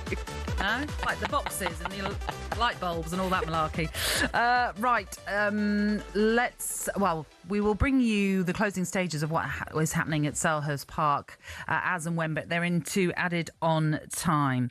But we will continue to look ahead to the weekend's Premier League action and an intriguing game for Arsenal. Hill Dickinson Stadium, Lianne, not an easy place to go to. And that is where Arsenal have to go on Saturday for what is an 8 o'clock kickoff. Because of Super Jack Grealish. No, it's going to be a difficult game. I mean, we know Everton lost Chelsea last week, but they beat Bournemouth. And I know Bournemouth hadn't been on the greatest of runs at that point, but I do think what David Moyes is doing, it just looks right. You know, when you see David Moyes at Everton, I mean, I know I've grown up with him being at the club previously, but it just looks right, doesn't it? Yeah. You know, like when he's there and you just think, okay. And I think he's doing well with that team. I think this one, I mean, Arsenal should realistically get the job done, but it's not a foregone conclusion. We will come back to that. Let's take it to the closing stages then of what's happening at Selhurst Park. Ian Abrahams. Palace 2, Coops 2. Palace have a corner. This could be their last chance. Be taken on the near side by Justin Devaney, who headed there, equaliser into the middle. The goalkeeper punches it away. It comes to about midway inside the Finnish side's half. Referee says play on for a second or two longer as Devaney now sends the ball wide to the far side. It's been headed away for another corner. Palace led after 5 minutes. Uche with a brilliant finish outside of his right foot to put them ahead. They then went 2-1 down. 2 goals in 4 minutes for Coops at the start of the second half, who then had Clinton Antwi sent off, and within 2 minutes Devaney had headed the ball into the back and let for the equaliser. Palace need to win this to finish in the top 8. Ball out of play on the far side for another corner. How many more is the referee going to allow? He said 5 extra minutes. We've had those 5 extra minutes. This surely then will be Palace's last chance. Another corner, most disappointing of deliveries. Didn't even leave the floor. Daisy cutter, and referee says, I've had enough. A good night at Selhurst Park for the neutral. Not many here were those. Palace fans will have to contend with a playoff and an extra 2 games. Just what Oliver Glasner needed, as if his team weren't playing enough. You'll next hear them live on talkSPORT on Saturday at Leeds. Tonight, though, here it's finished. Crystal Palace 2, Coops 2. Ian Abrahams, yes, thank you very much. Yeah, even a point, sadly, not enough to move them into the top 8. But it's a great result for Coops because it does book their place in the playoffs as well. They end in, currently the 22nd position, which is great for the Finnish champions, but there may well be disappointment from Palace and Oliver Glasner after that result. Taking you back then to Everton against Arsenal. The last few games of Arsenal, how do you think they are playing? They're getting the result. That's all that matters. The Wolves game would have been really catastrophic had they not have won that game, Natalie. It had everything, didn't it? I was saying earlier about the league's been a bit boring this year. There have been some decent games in the last week or so, and the Wolves one, I mean, Rob Edwards, fair play to him, but they've been poor Wolves. But Arsenal got the job done. That's all that matters. At this point in the season, staying, above City is all that really matters, and getting the results when you're not performing. Because I think if this is Arsenal from last year, they wouldn't have won that game. Regardless of it being an own goal or whatever, win's a win at the end of the day. So I don't think they are set-piece FC. I think that's really disrespectful when people say that, because Declan Rice, the way he takes corners, Natalie, I'm not seeing players do that in the Premier League. They're all professional footballers. How can they not beat the front player? Yeah. And he's doing bits, and their set pieces are amazing. So a lot of people are quite disrespectful, I think, when they say, set piece FC, who cares? Because you've got the quality. Yeah. We're seeing other teams do it now. Might be boring, the long throws, but we're seeing people do it. Listen, I'm all for it in the sense of it's marginal gains. We talk about it all the time. And if that's something you can work on and you can nail it every time and you benefit from it, why would you be complaining? I did laugh when people about 5 years ago were saying they had set piece coaches. I'm thinking, set piece coach? I think we all did. We all heard. And then those people were probably ahead of the game. Do you know who's the first club that had a set-piece coach? Oh, here we go. Brentford, I'm sure. Is it Brentford? Shock. Anyway, very quickly, if Arsenal win, they'll be top of the table on Christmas Day. This is not a stat that Arsenal fans will like, though. In each of the 4 Premier League seasons where Arsenal have been top on December the 25th, they have, of course, failed to win the title. And I feel like that type of stat, only seems to work against Arsenal, because historically before, whatever team that was top of the league at Christmas would win the league, Natalie. So, to me, still a long way to go. There is still a long way to go. Quickly get your thoughts on Aston Villa against Manchester United. Oh, no, I don't know if I'm looking forward to this one. Sunday on 4:30. I know.